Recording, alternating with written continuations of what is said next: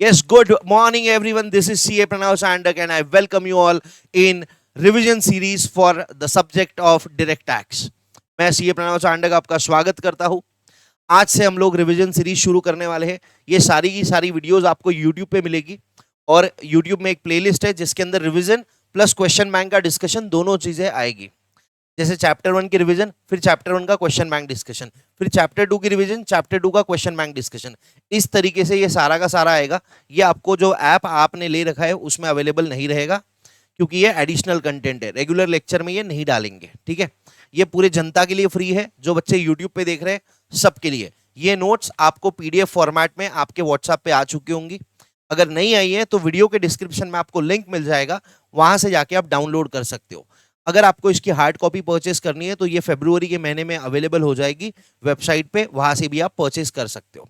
ये book fully updated है for 2025 का कोई भी एग्जाम, एज वेल एज अगर आप सीए इंटर में हो तो जनवरी 2026 में जो एग्जाम रहेगा उसके लिए ये एप्लीकेबल रहेगा। ठीक है, ये अपडेटेड है एज पर फाइनेंस एक्ट 2024 के फाइनेंस एक्ट के हिसाब से ये अपडेटेड है और यही फाइनेंस एक्ट आपके जो एग्जाम है उसके लिए एप्लीकेबल है। 2025 का फाइनेंस एक्ट आपके एग्जाम के लिए एप्लीकेबल नहीं है। Am I clear on this? Yes. अब आपकी एग्जाम के लिए सबसे पहली जो बात करें, आप 2025 में जो भी एग्जाम दे रहे हो उसके लिए असेसमेंट ईयर जो एप्लीकेबल है वो है 2025-26 और अगर असेसमेंट ईयर 25-26 है तो इसका प्रीवियस ईयर वुड बी 2024-25। बराबर है? हाँ। अब दो तीन चीजें बता देता हूं। एक बात, ये एक रिविजनरी वीडियोस है, मतलब इससे आपको रिवीजन करनी है। अगर फर्स्ट टाइम आप ये वीडियोस को देख रहे हो, मतलब कोई बच्चा ऐसा है जो बोले मैं पहली बार ये एग्जाम ओरिएंटेड देख के चले जाऊं, तो आप एक रिस्क ले रहे हो। एडवाइजेबल यही है कि आपने पहले क्या करना चाहिए, रेगुलर कंटेंट पूरा का पूरा देखना चाहिए, उसके बाद में ये रिवीजन देखनी चाहिए। रेगुलर कंटेंट के बिना रिवीजन देखना, आप पास हो सकते हो क्या? पॉसिबिलिटी है होने की, बट वहां मैं गारंटी नहीं लूंगा। अगर आप रेगुलर कोर्स कर रहे हो, क्वेश्चन बैंक बना रहे हो, रिवीजन कर रहे हो, चार्ट्स को 3 बार पढ़ रहे हो, क्या बोल रहा हूं मैं, रेगुलर कोर्स, फिर रिवीजन, फिर क्वेश्चन बैंक और चार्ट्स को 3 बार अगर आप पढ़ के जा रहे हो तो आपको दुनिया में कोई फेल नहीं कर सकता। और क्वेश्चंस जो आप करोगे पहली बार, मेक श्योर उसको आप स्टार मार्क करके रख दो। आप जब क्वेश्चन बैंक का डिस्कशन होगा ना तो आपको मैं पहले 4-5 चैप्टर्स में स्टार करके दूंगा कि भैया ये ऐसे ऐसे क्वेश्चंस है जो इंपॉर्टेंट है, आपको अभी इसको करना है, आपको सेकंड टाइम इसको करना है, आपको थर्ड टाइम ये क्वेश्चंस बनाने हैं।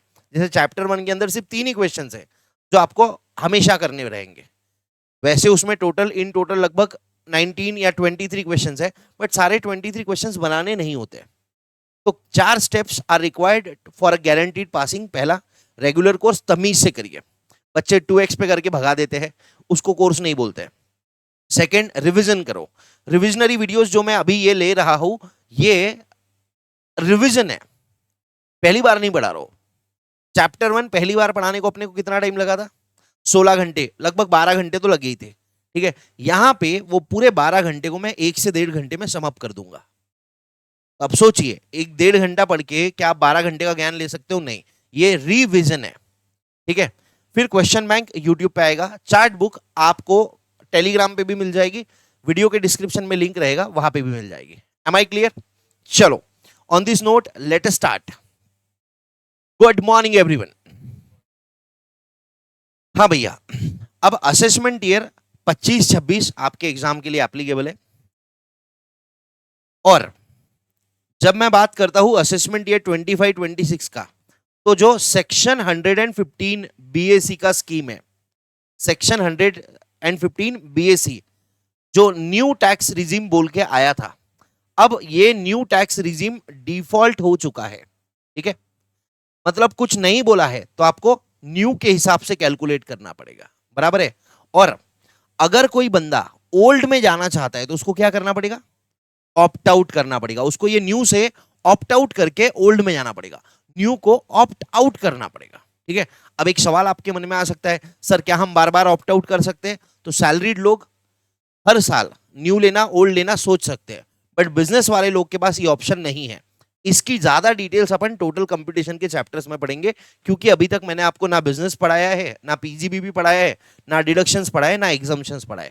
तो यहाँ पे चैप्टर 1 के अंदर हम लोग 115 बीएसी सेक्शन 115 बीएसी के बारे में क्या बात करने वाले, सिर्फ और सिर्फ टैक्स रेट समझने वाले हैं। ठीक है, और इस टैक्स रेट में चेंज आ रखा है, तो ये इंपॉर्टेंट बन जाते हैं। तो अभी अपने पास में दो चीजें हैं, एक न्यू स्कीम, एक ओल्ड स्कीम, बराबर है। न्यू स्कीम डिफॉल्ट है, एक न्यू स्कीम है, एक ओल्ड स्कीम है। आपकी स्क्रीन के ऊपर अगर आप देखोगे तो दोनों रेट्स मैंने कंपैरिजन करने के लिए सामने सामने दे रखे हैं। एक न्यू स्कीम है, एक ओल्ड स्कीम है।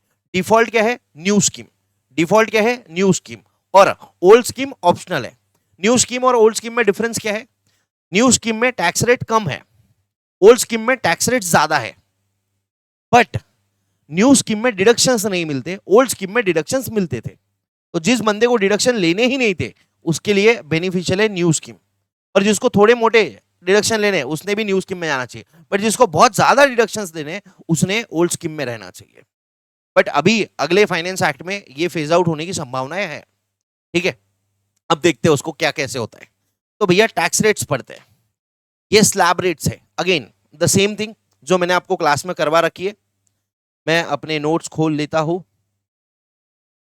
हाँ बस बस वही वही वही वही वही वही हम आएंगे भैया अपने क्लास नोट्स पे। अब देखो जो सीक्वेंस में मैं पढ़ा रहा हूँ ना, अपन ने जो पहले क्लास के अंदर सीक्वेंस पढ़ा है कि पहले टैक्स क्या होता है, फिर डीटी आईडीटी क्या होता है, ये सब रिवीजन में कोई खास काम का है नहीं, इसको लास्ट में डाल रखा है। रिवीजन में सबसे इंपॉर्टेंट क्या है, टैक्स रेट्स पढ़ना। ठीक है,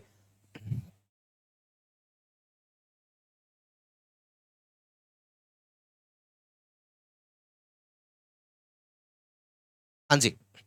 तो जो हमारे पास स्कीम्स है, सॉरी, जो हमारे पास इनकम होती है, टोटल इनकम, ये टोटल इनकम दो पार्ट में डिवाइड होती है। याद है आपको, मैंने क्लास में 1000 बार बताया भाई, टोटल इनकम दो पार्ट में डिवाइड होंगी।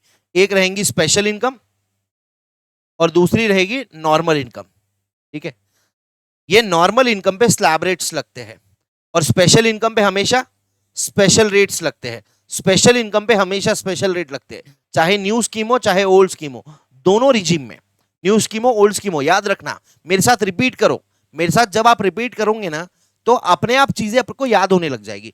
ये रिवीजन यूट्यूब पे रहेगा, पहली बार इसको नॉर्मल स्पीड में देखना है, दूसरे बार इसको 1.25x में देखना है, तीसरे बार इसको 1.5x में देखना है। अगर 3 बार देखने के बाद आप भूल गए ना, तो मैं बता रहा हूं आपसे कभी नहीं होना है। अगर मेरे से पढ़ के आप भूल जा रहे हो तो आपसे कभी नहीं होना था, या आपने एफर्ट नहीं मारे। मेरे साथ बोलो, मैं लिखने में कम और याद करवाने में ज्यादा फोकस रखता हूं in case of revision sessions. जो इनकम आ रही है अपनी, इनकम दो पार्ट टाइप की रहेगी, एक स्पेशल इनकम, उस पे स्पेशल रेट लगेंगे, एक नॉर्मल इनकम जिस पे स्लैब रेट लगेंगे, बराबर है। स्पेशल इनकम पे स्पेशल रेट, नॉर्मल इनकम पे स्लैब रेट। स्पेशल इनकम पे हर स्कीम में, न्यू स्कीम हो ओल्ड स्कीम हो, इसके अपने खुद के स्पेशल रेट्स है।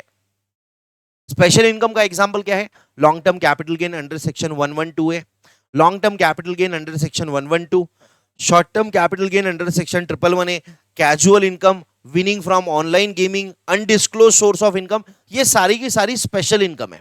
इनके अपने स्पेशल रेट्स है, इन पे स्लैब रेट्स नहीं लगते। ठीक है, फिर जो नॉर्मल इनकम्स है उन पे स्लैब रेट लगते हैं। नॉर्मल इनकम के क्या क्या एग्जांपल्स है, house property, salary, PGBP, IFOS में बहुत सारी इनकम्स नॉर्मल इनकम में आती है। कैपिटल गेन में सिर्फ 111A 111A के अलावा जो शॉर्ट टर्म कैपिटल गेन है वो नॉर्मल इनकम में आता है।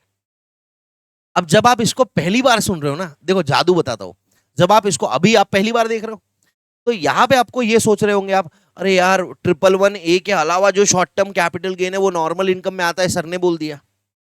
पर अभी तो आपने कैपिटल गेन पढ़ा ही नहीं है, तो अभी आपको ज्यादा दिमाग में लाइट नहीं लगे होंगे। बट जब आप पूरा सिलेबस कंप्लीट करोगे और सेकंड टाइम ये लेक्चर देखोगे ना, तब आपका कैपिटल गेन होएगा रहेगा, तब जो लाइट लगेंगे ना ऐसा चमकेगा कि भैया पूरा उजाला हो जाएगा आजू बाजू में। ठीक है, इसलिए मैं बहुत सारी चीजें ऐसी बताऊंगा जो अभी इस पॉइंट ऑफ टाइम पे आपको लगेगी अरे यार ये वेस्ट है, अभी नहीं बताना था सर ने, बाद में बताना था, बट सेकंड रिवीजन में वो मजेदार लग जाएगा आपको। ठीक है, हाँ, नॉर्मल इनकम पे स्लैब रेट्स लगते हैं। स्लैब रेट्स की दो स्कीम है, ओल्ड न्यू। तो ओल्ड और न्यू की जो लड़ाई है ये काय में है, सिर्फ नॉर्मल इनकम के लिए है। स्पेशल इनकम का इनसे कोई लेना देना है ही नहीं। स्पेशल इनकम में हमेशा स्पेशल रेट लगेगा, चाहे ओल्ड स्कीम में हो आप, चाहे न्यू स्कीम में हो आप। ठीक है, आ जाते हैं वापस। अब ये बात कर रहे हैं अपन न्यू स्कीम का। डिफॉल्ट टैक्स रेट्स किसके लिए है ये एप्लीकेबल बताओ? Individual, HOF, AOP, BOI, artificial juridical person. Individual, HOF, AOP, BOI, artificial juridical person, चाहे आप रेसिडेंट हो चाहे आप नॉन रेसिडेंट हो, आपकी पहली 3 लाख बेसिक एग्जाम्पशन लिमिट है, कोई टैक्स नहीं है। 3 लाख से 7 लाख के बीच में जो 4 लाख की इनकम है उस पर 5%, 7 लाख से 10 लाख के बीच की जो इनकम है उस पर 10%, 10 लाख से 12 लाख 15%, 12 लाख से 15 लाख 20%, और 15 लाख के ऊपर वाली इनकम 25 नहीं 30%। क्वार्टर नहीं दूंगी। दीदी क्या बोली थी याद है आपको? पहले 3 लाख कोई टैक्स नहीं, 3 लाख से 7 लाख 5%, 7 लाख से 10 लाख, 10 लाख से 12 लाख, 12 लाख से 15 लाख, 15 लाख के ऊपर गुड। वापस से मैं एक बार रिपीट कर देता हूं। पहले 3 लाख बेसिक एग्जाम्पशन लिमिट है, कोई टैक्स नहीं। 3 लाख से 7 लाख 5%, 7 लाख से 10 लाख 10%, 10 लाख से 12 लाख 15%, 12 लाख से 15 लाख 20%, और 15 लाख के ऊपर 30%। ये न्यू टैक्स रेट्स है, न्यू रिजिम के। ओल्ड रिजिम में क्या है?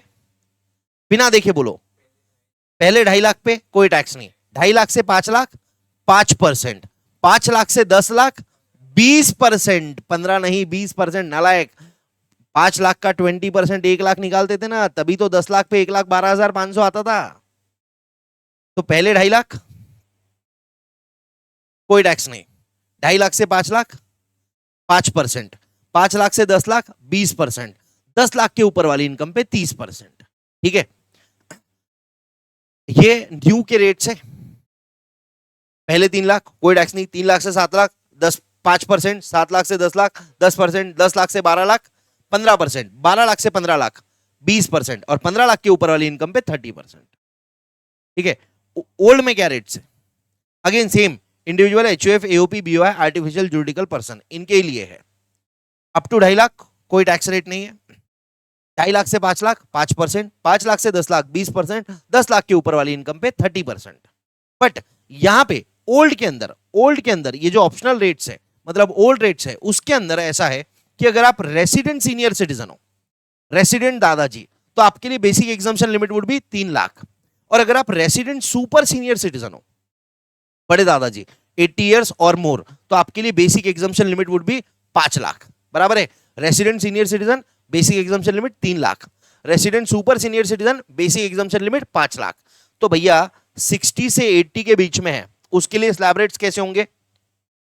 अप टू 3 लाख 0, 3 लाख से 5 लाख, ये 2 लाख की जो इनकम है उस पर 5%, 5 लाख से 10 लाख 20%, 10 लाख के ऊपर कितना? 30%। मतलब डिफरेंस काय में आया है? डिफरेंस आया है सिर्फ यहां तक। बराबर, नीचे का सेम है। अगर कोई आदमी 80 इयर्स से ज्यादा का है फाइनेंशियल ईयर में, तो उसको up to 5 lakh basic exemption limit है 0, और आगे का सेम है। आगे का क्या है? सेम है। ये जो है ये कॉपी और ये पेस्ट है यहां पे, याद है आपको? अब ये सर 60 टू 80 और 80 से ज्यादा कब? At any time during financial year. मतलब जो फाइनेंशियल ईयर अपना चल रहा है, अपना फाइनेंशियल ईयर कौन सा चल रहा है? 24-25। इस प्रीवियस ईयर में कभी भी अगर आप 60 साल के हो गए, 1 अप्रैल से लेके 31 मार्च तक, आपका हैप्पी बर्थडे टू यू आ गया, तो भैया आप 60 इयर्स के हो, मान जाएगा। ऐसा नहीं है कि फर्स्ट डे को या लास्ट डे को 60 इयर्स के होना, ऐसा नहीं है। किसी भी टाइम पे अगर आप 60 इयर्स के हो जाते हो तो भैया आपको एग्जाम्पशन लिमिट ज्यादा मिल जाएगी। बराबर है? अब इससे रिलेटेड एक सर्कुलर था। क्या सर्कुलर था? कि जो आदमी 1 अप्रैल 2025 को पैदा हुआ है, मतलब अगले फाइनेंशियल ईयर के पहले दिन, तो क्या माना जाएगा? उसका 60 इयर्स कब कंप्लीट हुआ है? 31 मार्च 2025 को, मतलब अभी वाले फाइनेंशियल ईयर में। और उसको 3 लाख या 5 लाख का बेसिक एग्जाम्पशन लिमिट मिल जाएगा। याद है तुमको ये बात? याद है? बोलो, जल्दी से बोलो। क्या तुम्हें याद है? बराबर है? हाँ। अब ये सीनियर लोग के लिए 3 लाख का basic exemption limit, super senior के लिए 5 लाख का। ये कब एप्लीकेबल है? जब आदमी रेसिडेंट है। नॉन रेसिडेंट के लिए बेसिक एग्जामिशन लिमिट ही नहीं है। ऐसा है क्या? नहीं नहीं, गलत बोला। नॉन रेसिडेंट के लिए बेसिक एग्जामिशन लिमिट 2.5 लाख है। ठीक है। और ये दादाजी वादाजी की जो इज्जत है ना, ये पहले जमाने में थी। नए जमाने में कोई दादाजी वादाजी की इज्जत नहीं है। नए जमाने में सब समान है। मतलब अगर न्यू स्कीम ले रहे हो तो 60 ईयर्स वाले आदमी के लिए भी 3 लाख का ही बेसिक एग्जामिशन लिमिट है। नॉन 60 वाले के लिए भी उतना ही है। 80 वाले के लिए भी उतना ही है। आप 5,000 करोड़ साल के भी हो तो भी आपके लिए बेसिक एग्जामिशन लिमिट कितना है? 3 लाख का ही है। No special basic exemption limit for resident senior citizen and resident super senior citizen in new scheme. Secondly, AMT नहीं लगता इनको। न्यू स्कीम में एएमटी अल्टरनेट मिनिमम टैक्स की जो प्रोविजन है वो नहीं लगती। यहां पे क्या लिखा है? More details in total computation chapter. ठीक है। नीचे नोट दिया है कि special income will always be taxable at special rate. Slab rate is not applicable on special income under both the scheme. Special income पे स्पेशल रेट्स ही लगेंगे, slab rate नहीं लगते। ये बात हुई टैक्स रेट्स की। ये बात हुई टैक्स रेट्स की। सीधा आते हैं, टैक्स लगा, इनकम है, इनकम के 5 हेड्स है। House property, salary, PGP, capital gain, IFOS. 5 heads है। टोटल इनकम, पांचों हेड्स की इनकम मिला के क्या होगा? ग्रॉस टोटल इनकम आएगी। ग्रॉस टोटल इनकम में से क्या माइनस होगा? चैप्टर 6 से डिडक्शंस। ये सिर्फ ओल्ड स्कीम में होता है। न्यू स्कीम में 2 ही 3 ही डिडक्शंस मिलते हैं। वो आगे आएंगे आपको, अभी बता के फायदा नहीं है। ठीक है। ग्रॉस टोटल इनकम में से डिडक्शंस माइनस होने के बाद आती है टोटल इनकम। बराबर है। टोटल इनकम को 2 part, special income, special rate, normal income, normal rate. But वो डिपेंड करेगा कौन सा स्कीम ले रहे हो, ओल्ड की न्यू। ठीक है। टैक्स निकाल लिया आपने। टैक्स कैसे निकलेगा? टोटल मतलब स्पेशल स्लैब रेट वाली इनकम पे टैक्स प्लस स्पेशल इनकम पे टैक्स। बराबर। अगर आपकी इनकम, अगर आपकी टोटल इनकम 50 लाख के ऊपर है तो आपको लगता है सरचार्ज। याद है तुमको सरचार्ज क्या है? Surcharge is an additional tax. और सरचार्ज हमेशा काय पे लगता है? इनकम टैक्स पे लगता है। सरचार्ज हमेशा इनकम टैक्स पे लगता है। It is not levied on the income. Income पे अगर 37% का सरचार्ज लगा दे तो आदमी मर जाए। 30% टैक्स और 37% सरचार्ज, मौत आ जाए। तो सरचार्ज हमेशा काय पे लगता है? इनकम टैक्स पे लगता है। और हमने इसके कैलकुलेशंस भी बहुत सारे कर रखे क्लास के अंदर कि पहले पूरी टैक्स निकाली, उसके बाद सरचार्ज निकाली। और अभी जब आप क्वेश्चन बैंक करोगे ना, उसके अंदर 2 क्वेश्चन है, एक अग्रवाल एक शर्मा का। आय हाय, जोरदार क्वेश्चन है, मतलब मजा आ जाएगा आपको जिंदगी में। ठीक है। सरचार्ज की बात करते हैं। ओल्ड स्कीम सरचार्ज के रेट्स आपको याद है? होंगे याद? नहीं होंगे तो मेरे साथ रिपीट करो। ये बात चल रही है individual, HUF, AOP, BOI, artificial juridical person की। कंपनी, फर्म, एलएलपी का बाद में देखेंगे। Individual, HUF, AOP, BOI, artificial juridical person, इनके लिए सरचार्ज का रेट क्या रहेगा? पहली बात, नॉर्मल केस है। नॉर्मल केस है मतलब वो 4 स्पेशल इनकम नहीं है जिसको हमने शेयर मार्केट इनकम का नाम दिया था। बट वाकई में वो शेयर मार्केट इनकम नहीं है, क्योंकि उसमें एक long term capital gain under section 112 आता है जो कि शेयर मार्केट पे नहीं लगता, जो कि अभी पिछले 2 साल में ऐड हुआ है। ठीक है। अब individual, HUF, AOP, BOI, artificial juridical person, इनके लिए नॉर्मल सिनारियो क्या था भैया? हाँ, इधर गया बे तो। इनके लिए नॉर्मल सिनारियो था कि पहले 50 लाख तक जीरो, 50 लाख से 1 करोड़ के बीच की आपकी इनकम है तो आपको 10% सरचार्ज लगेगा। 1 करोड़ से 2 करोड़ है तो 15%, 2 करोड़ से 5 करोड़ है तो 25%, और 5 करोड़ के ऊपर आपकी इनकम है तो 37%। ये बात चल रही है ओल्ड स्कीम में। ये बात चल रही है ओल्ड स्कीम में। और ये सरचार्ज हमेशा काय का लगता था? इनकम टैक्स का परसेंटेज होता था। ठीक है। बट अगर आप न्यू स्कीम में बोलोगे तो सेम सिचुएशन है। 50 लाख तक जीरो, 50 लाख से 1 करोड़ 10%, 1 करोड़ से 2 करोड़ 15%। ठीक है। न्यू स्कीम में क्या डिफरेंस है? न्यू स्कीम में 37% का रेट नहीं है। न्यू स्कीम में 37% का रेट नहीं है। तो फिर क्या होगा न्यू स्कीम में? ये 15 तक सेम है। 2 करोड़ से 5 करोड़ 25%, और 5 करोड़ के ऊपर 37 नहीं लगता, 25 ही लगता है। बराबर। अपन ने ऐसी ही क्लास में निकाला था। तो इसका मतलब क्या हो गया? कि भैया 2 करोड़ से ऊपर 25 लगता और 5 करोड़ के ऊपर भी 25 लगता, तो सर एक काम करो ना, सीधा लिख दो 2 करोड़ के ऊपर आपकी इनकम है तो 25% है, बराबर है। हाँ।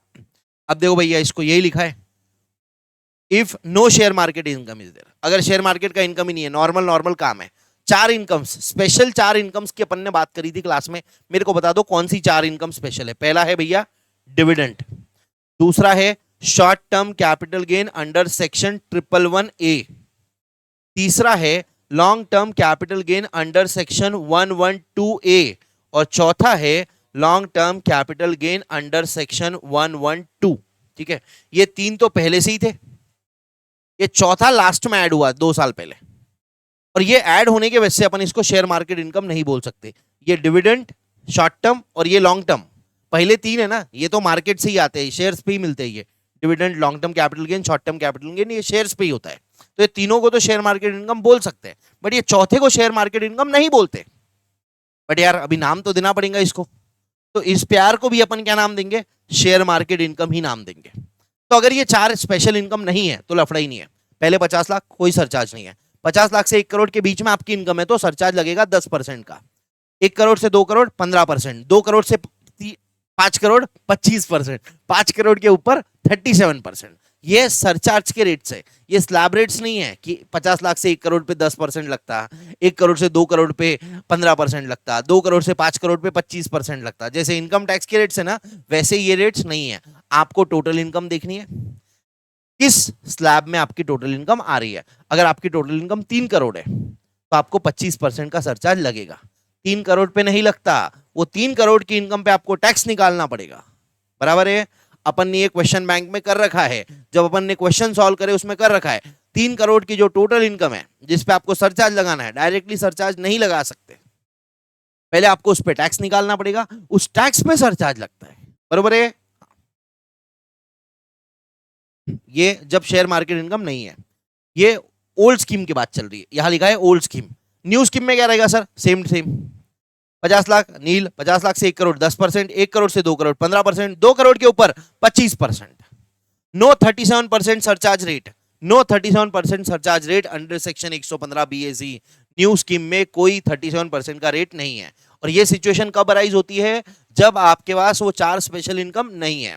अगर 4 स्पेशल इनकम है, अगर आपके पास वो 4 स्पेशल इनकम है तो उनका लफड़ा ऐसा है, ये 4 इनकम्स कहती है, कहा गई रे, ये कहती है कि भैया तुम कुछ भी कर लो, हम पे 25 और 37 का रेट नहीं लगेगा।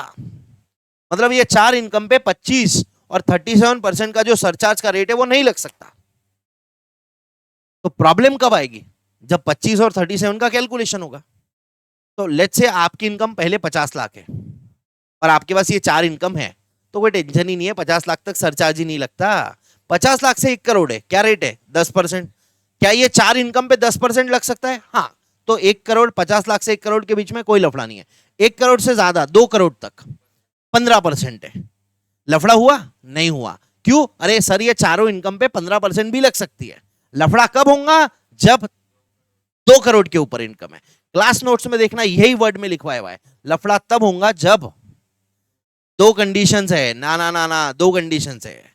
लफड़ा तब होगा जब 2 कंडीशंस है, पहला आपकी टोटल इनकम 2 करोड़ से ज्यादा है, एंड दूसरा आपकी इनकम में ये 4 में से कोई भी एक इनकम है। आपकी इनकम में ये 4 में से अगर कोई एक इनकम रही एंड आपकी टोटल इनकम 2 करोड़ के ऊपर है, तब लफड़ा होगा। फिर हम क्या करेंगे, फिर हम कुछ नहीं करेंगे। देखो, if there is a share market income, old scheme लिखा है 35 and 27% not applicable on share market income. NA मतलब not applicable. Total income 50 lakh से कम है, कोई सरचार्ज नहीं है। 50 लाख से 1 करोड़ है 10% है, 1 करोड़ से 2 करोड़ है 15% है। अगर आपकी टोटल इनकम 2 करोड़ के ऊपर है, अगर आपकी टोटल इनकम 2 करोड़ के ऊपर है और शेयर मार्केट की इनकम है, तब लिखा है लोचा है, लिखा है मैंने। तो भैया मैंने चार्ट ऐसे बनाया ना शानदार, कि जो हर एक चीज मैं क्लास में बोल रहा हूं, जो एग्जाम पॉइंट ऑफ व्यू से इंपॉर्टेंट है, जो ध्यान रखनी चाहिए, जहां बच्चे गलतियां करते उसमें लिख दिया ऐसा लोचा है। मेरे को इसमें कोई कंपना नहीं लगी, लोचा है भैया। तो लोचा है तो क्या करेंगे, तो जो शेयर मार्केट वाली इनकम है उस पर 15% का सरचार्ज लगाएंगे। 2 करोड़ के ऊपर है तो रेट क्या लगना चाहिए? नहीं, 2 करोड़ के ऊपर 25%। बट शेयर मार्केट इनकम क्या बोलती? नहीं नहीं नहीं नहीं नहीं नहीं नहीं, मेरे पे 25 मत लगाओ मत लगाओ मत लगाओ मत लगाओ। तो बोले ठीक है, शेयर मार्केट की इनकम लेंगे, उस इनकम पे पहले इनकम टैक्स लगाएंगे और उस इनकम टैक्स पे 15% का सरचार्ज लगाएंगे, बरोबर है? और जो अदर इनकम है उनका क्या करें? तो अदर इनकम को कर लो अलग, अदर इनकम को कर लो अलग। और ये सारी बातें मैंने A to Z step by step class में आपको बताई हुई है, step by step question bank में होंगी।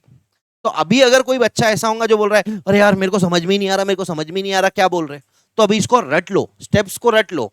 अगर टोटल इनकम 2 करोड़ के ऊपर है तो शेयर मार्केट की इनकम पे 15% सरचार्ज है, और अदर इनकम पे सरचार्ज क्या रेट से लगेगा वो डिपेंड करता है कि आपकी अदर इनकम कितनी है। अगर आपकी अदर इनकम 2 करोड़ से कम है, अबे तो लफड़ा क्या नहीं है, 2 करोड़ से कम है, इवन 40 लाख रुपए भी क्यों ना हो, तो 15% का सरचार्ज लगेगा। बच्चे कहां कंफ्यूज हो जाते हैं, मैंने क्लास में बताया था आपको कि बच्चे को लगता है अरे सर 40 लाख की इनकम है, ये तो 50 लाख से अंदर है, और 50 लाख से अंदर है तो सरचार्ज लगता ही नहीं। अरे भाई, ये अदर इनकम 40 लाख है, टोटल इनकम तो वैसे ही आपकी 2 करोड़ के ऊपर है, और अपन ने इसके बहुत सारे क्वेश्चन क्लास में बना रखे हैं। तो अपन ने देखा था कि भैया अदर इनकम 30 लाख है, टोटल इनकम 2 करोड़ 10 लाख है, अदर इनकम 30 लाख है, तो उस पर भी 15% का सरचार्ज लगेगा। अगर अदर इनकम 2 करोड़ से ज्यादा है, 5 करोड़ तक है, तो 25%, और अगर आपकी अदर इनकम 5 करोड़ के ऊपर है तो 37%। अगर आपकी अदर इनकम 5 करोड़ के ऊपर है तो 37%। समझा? ये बात हो गई ओल्ड स्कीम की। अब न्यू स्कीम में क्या रहेगा? न्यू स्कीम में सेम टू सेम ऐसा ही रहेगा, बस जहां 37% लिखा है वो कट जाएगा। तो फिर सिनारियो कैसे बनेगा? Up to 50 lakh no surcharge, 50 lakh से 1 करोड़ 10%, 1 करोड़ से 2 करोड़ 15%, 2 करोड़ के ऊपर अगर आपका रहा टोटल इनकम, शेयर मार्केट की इनकम पे 15% ही रहेगा। अदर इनकम 2 करोड़ तक है तो 15%, 2 करोड़ से 5 करोड़ है 25%, 5 करोड़ के ऊपर है, मैंने आपको बताया था कि भैया न्यू में 37 का रेट ही नहीं है सरचार्ज का, तो कितना लगेगा? 25 ही लगेगा। इसका मतलब मैं बोल दूं कि अगर न्यू स्कीम है और आप अदर इनकम पे सरचार्ज का रेट डिसाइड कर रहे हो, तो 2 करोड़ से कम है तो 15%, 2 करोड़ से ज्यादा है तो 25%। सिंपल है, ये लिखा है यहाँ पे इंग्लिश में, पढ़ लो इसको। No surcharge at 37% is levied in default और new tax regime. So if income is greater than 2 crore, surcharge will be levied at 25%। यहां पे एक चीज लिखनी रह गई, ऑन अदर इनकम्स, ठीक है ना? नहीं तो एक आधा बच्चा बोल देगा कि सर तुमने तो लिख दिया यहाँ पे कि सरचार्ज 25% पे लगेगा, वो ये नहीं बोलता कि मैंने ऊपर 50 बार लिखा है कि 25 और 37 का रेट नहीं लगता शेयर मार्केट पे। वो नीचे के ही पॉइंट लेगा और बोलेगा सर देखो यहाँ पे तुमने क्या लिखा है कि भैया सरचार्ज का रेट कितना लगेगा? 25%। ऐसे जो बच्चे रहते हैं ना, इनको बोलते हैं लैक ऑफ कॉमन सेंस। इनको कॉमन सेंस नाम की चीज ही नहीं है, ठीक है?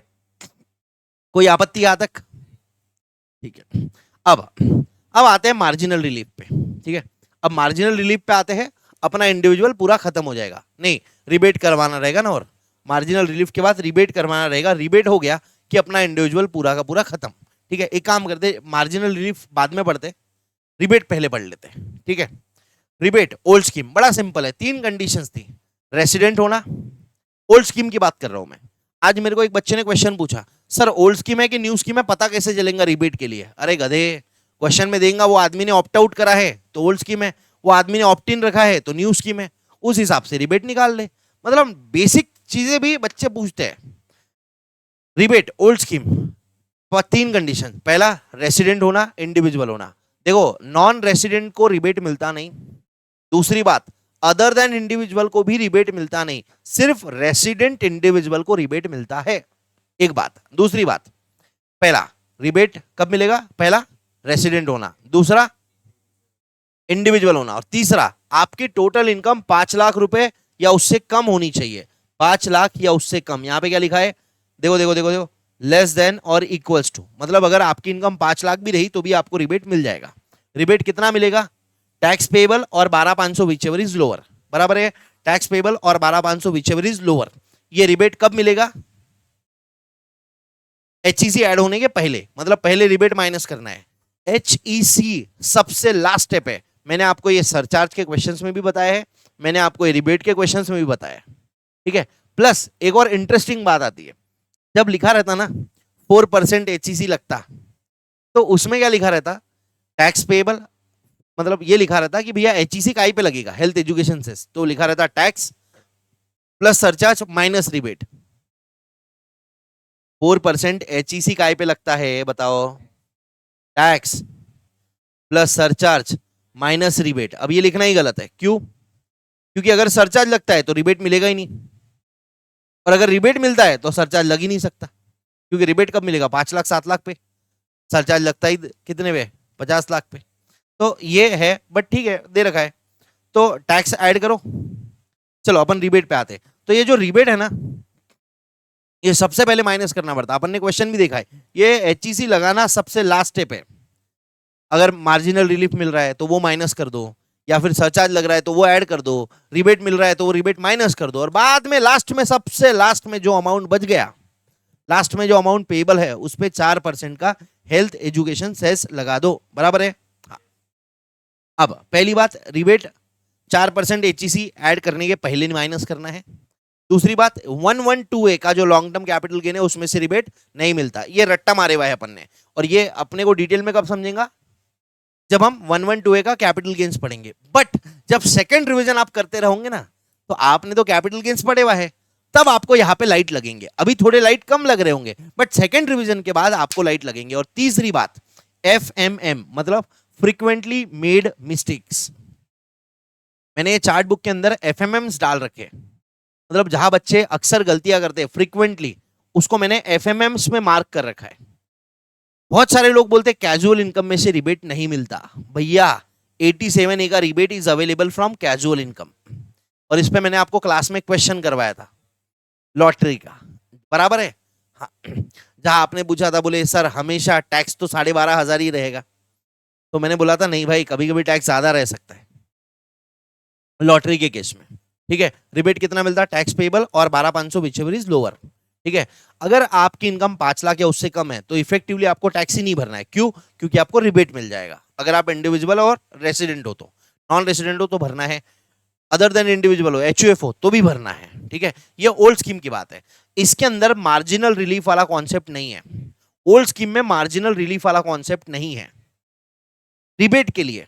मतलब आपकी इनकम 5,01,000 है ना, तो आपको रिबेट नहीं मिलेगा, आपकी नैया डूब गई, आपको पूरा का पूरा टैक्स भरना पड़ेगा। याद है तुमको एक क्वेश्चन में कितना रोई थी वो दिया पगली, ठीक है ना। हाँ, अब 87 न्यू रिजिम, क्या बोलते हैं, rebate under section 87 new regime में 3 कंडीशन है, पहला रेसिडेंट होना, दूसरा इंडिविजुअल होना, तीसरा टोटल इनकम 5 लाख से कम होना, बराबर।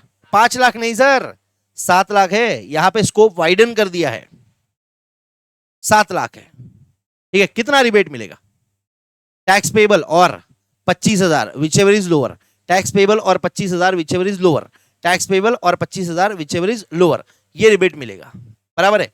अब यहां पे मार्जिनल रिलीफ वाला कॉन्सेप्ट आता है, यहां पे मार्जिनल रिलीफ वाला कॉन्सेप्ट आता है।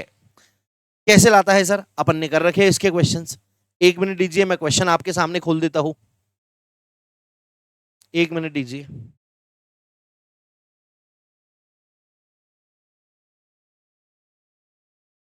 ये देखो स्क्रीन के ऊपर ये क्वेश्चन था अपना, बराबर है।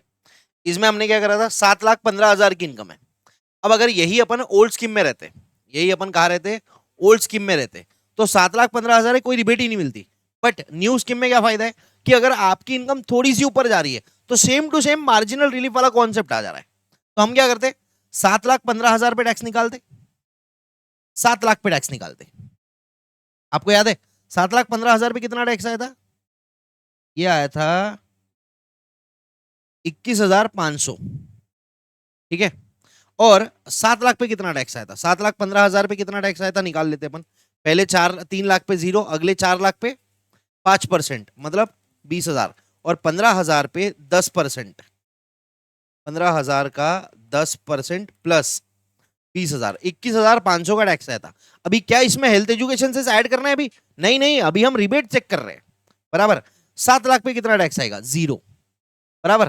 तो ये दिया मैडम थी, ये अपने मार्जिनल रिलीफ वाले क्वेश्चन में, यहां तो पवन है पर अपने क्वेश्चन में दिया मैडम थी। रोने लग गई थी क्या बोल के कि भैया ये मैं जो ऊपर 15,000 कमा रही ना उसके वजह से मेरे को टैक्स कितना बढ़ रहा है, 21,500।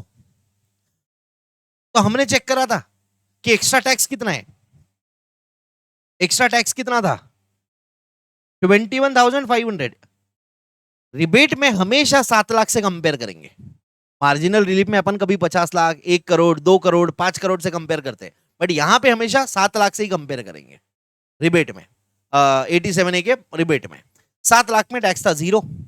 एक्स्ट्रा टैक्स कितना हो गया, 7,15,000 पे 21,500 है तो एक्स्ट्रा टैक्स हो गया 21,500, और एक्स्ट्रा इनकम कितनी हो गई 15,000। तो दिया मैडम क्या बोलेंगी, ले लो मेरे को नहीं चाहिए ये ऊपर की इनकम ले लो। तो दीदी ने क्या किया, ले लिया। दीदी ने क्या किया, ले लिया।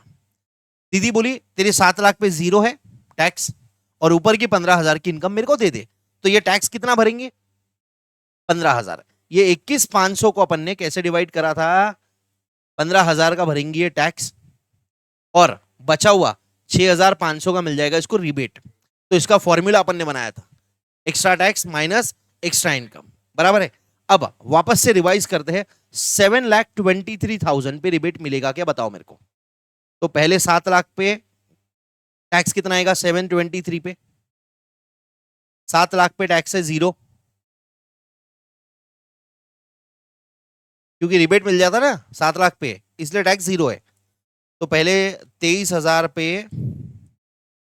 10% प्लस 4 लाख का 20,000, तो ये हो गया 22,300 रुपए का टैक्स है बराबर है।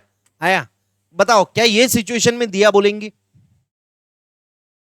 इनकम कितने से बढ़ रही है 23 से, टैक्स कितने से बढ़ रहा है 22,300 से, इनकम बढ़ रही है 23,000 से और टैक्स बढ़ रहा है 22,300 से। तो यहां पे दिया नहीं रोएगी कि अरे जितनी इनकम बढ़ी उससे ज्यादा तो टैक्स बढ़ गया। यहां पे extra tax is not more than extra income. अगर टैक्स इनकम से ज्यादा है, यहां टैक्स इनकम से कम है, इंक्रीमेंटल, इसलिए आपको रिबेट नहीं मिलेगा। समझा, चलो भाई। तो if total income is greater than 7 lakhs कितना थोड़ा सा, then rebate shall be tax on total income, calculate extra income, income over 7 lakhs। If tax on total income is greater than extra income तो rebate मिलेगा कितना, tax on total income minus extra income. जैसे एक था अपना 21,500 minus 15,000 की extra income, तो rebate मिल जाएगा 6,500। ठीक है, अभी इसको अपन ने बहुत डिटेल में करा था क्लास के अंदर, अब इसको वापस से नहीं करते। अब रिबेट मिल गया, अब आता है लास्ट कॉन्सेप्ट इंडिविजुअल के टैक्सेशन का, मार्जिनल रिलीफ। मार्जिनल रिलीफ तभी मिलेगा जब सरचार्ज लगता है। याद करो क्लास की बातें, अगर इसको फ्रीक्वेंटली रिवाइज नहीं करे तो थोड़े टाइम में भूल जाओगे, इसलिए इसको रिवाइज करना जरूरी है। अगर सरचार्ज लग रहा है तो ही मार्जिनल रिलीफ मिलेगा।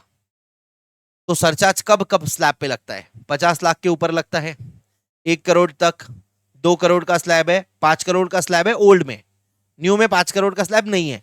आपको याद होगा एक क्वेश्चन करा था अपन ने 2 करोड़ 5 करोड़ 15 लाख, वो क्वेश्चन टेक्निकली गलत था क्योंकि बोला था न्यू स्कीम में डालो और वहां टोटल इनकम दी थी 5 करोड़। न्यू स्कीम में 5 करोड़ की टोटल इनकम देके कोई फायदा ही नहीं है क्योंकि 5 करोड़ पे सरचार्ज मिलेगा ही नहीं, क्योंकि न्यू स्कीम में सरचार्ज कब लगता है 2 करोड़ पे, तो 5 करोड़ पे मार्जिनल रिलीफ मिलेगा ही नहीं। तो हम क्या करेंगे, हम करेंगे भैया, अगर आपको मार्जिनल रिलीफ निकालना है तो जो आपकी टोटल इनकम दिया है, टोटल इनकम गिवन, उस पे निकाल लो आप tax plus surcharge.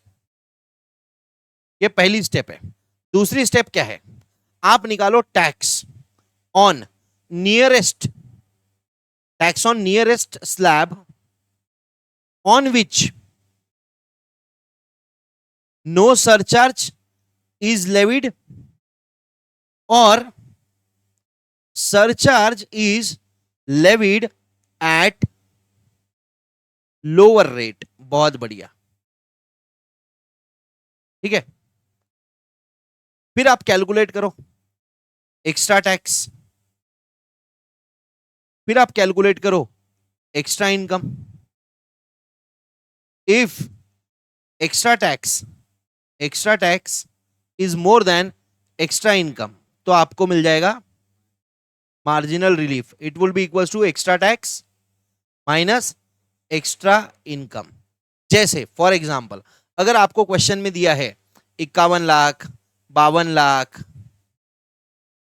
52 lakhs, 52.5 lakhs, ऐसे आसपास, तो आप क्या करोगे, आप इसको करोगे कंपेयर काई के साथ, 50 लाख के साथ। क्यों? क्योंकि 51 लाख पे 10% का सरचार्ज है, 50 लाख पे नहीं है। अगर आपको दिया है 101 लाख मतलब 1 करोड़ 1 लाख, तो आप इसको कंपेयर करोगे 100 लैक्स के साथ।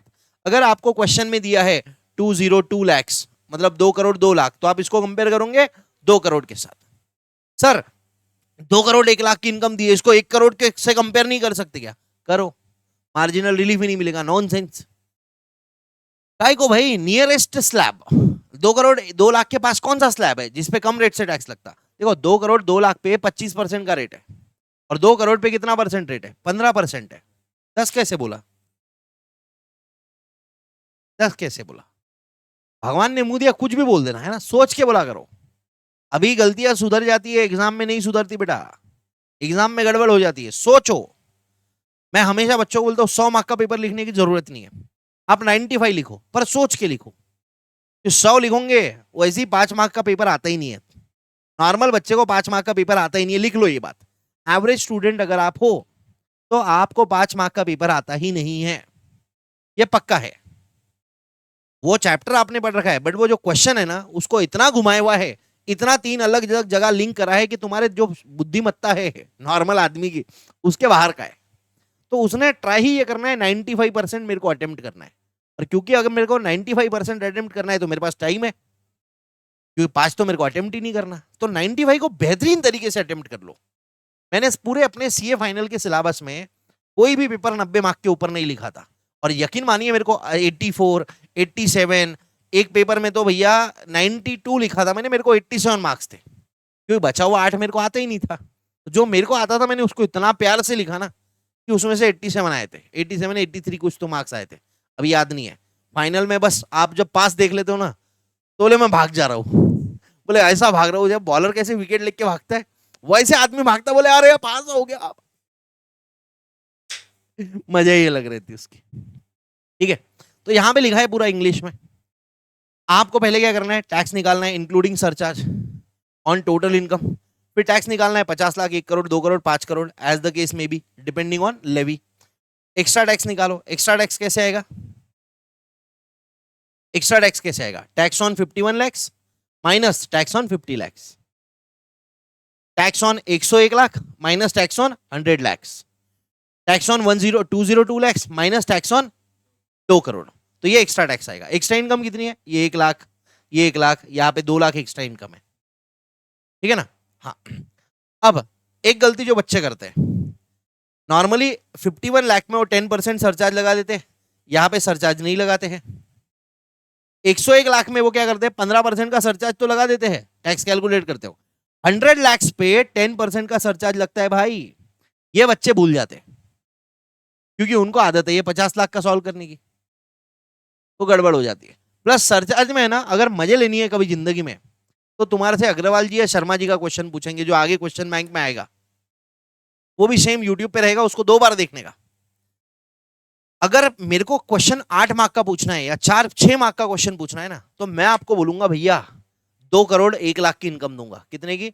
2 करोड़ 1 लाख की। और बोलूंगा इसमें ओल्ड स्कीम न्यू स्कीम दोनों में निकालो और बताओ कौन सा बेस्ट अल्टरनेटिव है उसके लिए। और ऐसा भी नहीं इनकम 2 करोड़ 1 लाख डॉट में दूंगा, मैं दूंगा 2 करोड़ 1 लाख 60,000 रुपए। तो कैलकुलेशन करना पड़ेगा इसमें, और उसके लिए मैंने क्लास में तुमको क्वेश्चन करवाए हुए। तो क्लास के क्वेश्चंस जो मैं करवाता हूं ना, देखो क्या रहता है, वो जब क्लास रहता है ना उसमें बहुत थॉटफुली चीजें डिजाइन होती है, तो वो क्वेश्चंस को एक बार घर पे जाके करना कंपलसरी है। और अभी तो मैंने बोल रखा है कि भैया आपको घर पे जाके लिख के मेरे को भेजना है, तो जो आप मेरे को लिख के भेज रहे हो ना उसको बस शो के लिए मत करो, आप उसको रिपीटेडली पढ़ो। जब आप वो पढ़ोगे ना, ये देखो एक बार ये रिवीजन करने के बाद वो क्लास नोट्स पढ़ना, आपको मेरे हर एक शब्द उन क्लास नोट्स में सुनाई देंगे, इतना डॉट में बढ़ा दे बना। और अपने पास ऐसे बहुत रिव्यूज है जो बच्चे बोलते हैं सर आपकी बातें लिटरली एग्जाम में सुनाई आती है। उसको ट्राई करना है ना, ये रिवीजन देखो, रिवीजन देखने के बाद क्वेश्चन बैंक मत बनाओ, पहले रिवीजन देखने के बाद घर की जो अपन ने पूरे क्लास में नोट्स पढ़ी है ना वो पढ़ाओ, और आपको समझ में आएगा कि भाई ये तो सही में मास्टर की बातें सुनाई आ रही है।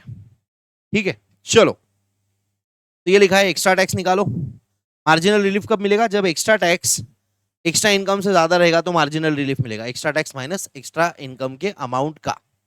Am I clear on this point? यहां पे अपना इंडिविजुअल का पूरा टैक्स रेट खत्म हो गया। अब अपन कंपनी वंपनी का देखेंगे, कुछ थोड़ा सा थ्योरी लेंगे। ठीक है, 2 मिनट का ब्रेक ले लो, उसके बाद अपन वापस चालू करते हैं। जो रिकॉर्डेड वाला बच्चा है जो यूट्यूब पे देख रहा है वो अपने हिसाब से ब्रेक ले लो और बाद में आगे का कंटिन्यू करिए। चलो आ जाओ। देखो 45 मिनट्स हो गया, मतलब ये जो 45 मिनट्स वाला लर्निंग है ना रिवीजन के केस में इतना इम्पैक्टफुल रहता है, 45 मिनट कोई टेंशन ही नहीं है। ठीक है,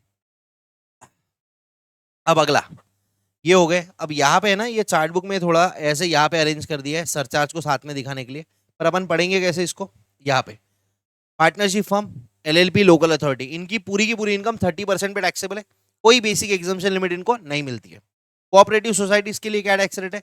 इनकम पहले 10,000 की इनकम पे 10%, 10,000 से 20,000 20%, और 20,000 के ऊपर जितनी भी इनकम है 30%।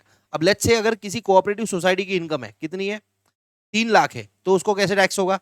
पहले 10,000 पे 10%, मतलब 1,000। याद है? 10,000 से 20,000 कितनी इनकम होती है? 10,000 की ही इनकम होती है, उस पर 20%, 2,000। और 10 और 10 20 खत्म हो गए 3 लाख में से, बची कितनी इनकम है?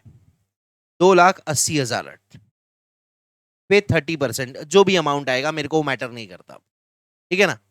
ऐसे निकलता है कोऑपरेटिव सोसाइटीज का। कंपनीज के लिए अगर डोमेस्टिक कंपनी है तो अलग रेट है, फॉरेन कंपनी अलग रेट है। डोमेस्टिक कंपनी कौन सी होती है बताओ? याद होगा आपको? हाँ, 2 कंपनीज। अबे पहले इंडियन तो बोल। इंडियन कंपनी डोमेस्टिक कंपनी रहती है हमेशा। इंडिया में अगर रजिस्टर्ड है तो इंडियन कंपनी है, और इंडियन कंपनी है तो डोमेस्टिक कंपनी है। ठीक है, डोमेस्टिक कंपनी हमेशा, इंडियन कंपनी हमेशा डोमेस्टिक कंपनी है। सेकेंडली, अगर कोई फॉरेन कंपनी इंडिया के अंदर डिविडेंड पेमेंट के लिए प्रेस्क्राइब्ड अरेंजमेंट करती है, इंटरमीडिएट के सिलेबस में वर्ड यूज करे हुआ है प्रेस्क्राइब्ड अरेंजमेंट, फाइनल में जब टैक्सेशन ऑफ कंपनीज पढ़ते हो तो वहां बताया हुआ है कि क्या प्रेस्क्राइब्ड अरेंजमेंट्स है। तो अभी रेट्स ऑफ टैक्स के लिए अपने को प्रेस्क्राइब्ड अरेंजमेंट पे ध्यान नहीं देना है। डोमेस्टिक कंपनी है तो आपका टैक्स रेट है 25 या 30%, और अगर फॉरेन कंपनी है तो आपका टैक्स रेट है 40%। फॉरेन कंपनी का एक और रेट है जो मैंने क्लास में बताया था 50%, वो रॉयल्टीज के केस में अगर आपने गवर्नमेंट ऑफ इंडिया के साथ कोई एग्रीमेंट करा है परस्यूएंट टू 1976 रेट दे रखा है, मैंने उसको उड़ा दिया है, चार्ट बुक में डाल के कोई फायदा नहीं है। डोमेस्टिक कंपनी के 2 रेट्स है 25-30, फॉरेन कंपनी का एक रेट है 40। 25% का रेट कब लगेगा? जब आपका प्रीवियस ईयर 23-24 में टर्नओवर 400 करोड़ या उससे कम है। 400 करोड़ है तो भी 25% का रेट है। ठीक है, प्रीवियस ईयर 22-23 का क्या लॉजिक है? 2 साल पहले का है, मैंने बताया था। जो भी प्रीवियस ईयर में आप देख रहे हो उस प्रीवियस ईयर के 2 साल पहले, जैसे अभी प्रीवियस ईयर 24-25 चल रहा है तो पिछला साल था 23-24, उसके पहले का था 22-23, तो अपन ने 22-23 का टर्नओवर लिया क्योंकि उसकी बुक्स ऑफ अकाउंट क्लोज हो रखी है। मैंने बहुत ज्यादा डिटेल आपको रेगुलर कोर्स में बताई थी, यहाँ पे लिखने का याद नहीं, सेंस नहीं है, आप सीधा याद रख लो 2 साल पहले का टर्नओवर। अब जैसे पिछला साल कौन सा था, मतलब जो लास्ट प्रीवियस ईयर था दैट वाज 23-24, उसमें यहाँ पे 21-22 लिखा था। अगले साल यहाँ पे लिखा रहेगा 23-24, तो अपने को 24-25 का फाइनेंशियल ईयर है, उसमें देखना है 2 साल पहले, मतलब 22-23 का टर्नओवर। अगर वो 400 करोड़ या उससे कम है तो 25%, अदर देन दैट 30%। ठीक है, अगर कोई कंपनी नहीं है, मतलब 22-23 में एग्जिस्टेंस में नहीं थी, तो भी 25% का रेट लगेगा। ठीक है, तो जब कंपनीज के टैक्सेशन के आते हैं तो वहां पे आपको बता देते हैं कि प्रीवियस ईयर 22-23 में इसका टर्नओवर 380 करोड़ था, या फिर ऐसे बोल देते हैं कि कंपनी नई आई हुई है, company is new in existence. तो इसका मतलब क्या है, ये बताना चाह रहा है कि भैया 25% का रेट लो। समझे बात को? ऐसा। लोकल अथॉरिटी, लोकल अथॉरिटी का अपन ने बहुत शानदार चीज देखी थी, याद है तुमको? क्लास में अपन ने देखा था लोकल अथॉरिटी की सारी इनकम पे पहली बात तो टैक्स ही नहीं लगता, बराबर? ये है लोकल अथॉरिटी। अगर लोकल अथॉरिटी गुड्स या सर्विसेज सप्लाई कर रही है अपने खुद के जुरिस्डिक्शन में, मतलब जैसे पुणे म्युनिसिपल कॉर्पोरेशन है, तो जितना पुणे म्युनिसिपल कॉर्पोरेशन का दायरा है उसके अंदर कोई भी गुड्स या सर्विसेज सप्लाई करे उससे होने वाली इनकम एग्जम्प्ट है, इस पे टैक्स नहीं लगता। अगर अपने जुरिस्डिक्शन के बाहर सप्लाई कर रही है, जैसे पुणे म्युनिसिपल कॉर्पोरेशन जो अपने बाजू में है पीसीएमसी, अगर आप रिकॉर्डेड वाले हो, दिल्ली रहते हो, कहीं भी रहते हो, तो आप अपने म्युनिसिपल कॉर्पोरेशन और अपने दूसरे म्युनिसिपल कॉर्पोरेशन को पकड़ लो। अगर आप वाटर या इलेक्ट्रिसिटी सप्लाई करते हो अपने एरिया के बाहर, तो वाटर या इलेक्ट्रिसिटी ये नेसेसिटीज मानी जाती है, एग्जम्प्ट है। बट अगर वाटर या इलेक्ट्रिसिटी के अलावा कोई और चीज सप्लाई करते हो तो टैक्सेबल है। और ये टैक्सेबल क्या रेट पे? फ्लैट 30%। फ्लैट 30%। बहुत सारी इनकम लोकल अथॉरिटीज की एग्जम्प्ट होती है, अपने ज्यूरिस्डिक्शन में कुछ भी सप्लाई करे एग्जम्प्ट है, अपने ज्यूरिस्डिक्शन के बाहर अगर वाटर या इलेक्ट्रिसिटी सप्लाई करे तो एग्जम्प्ट है।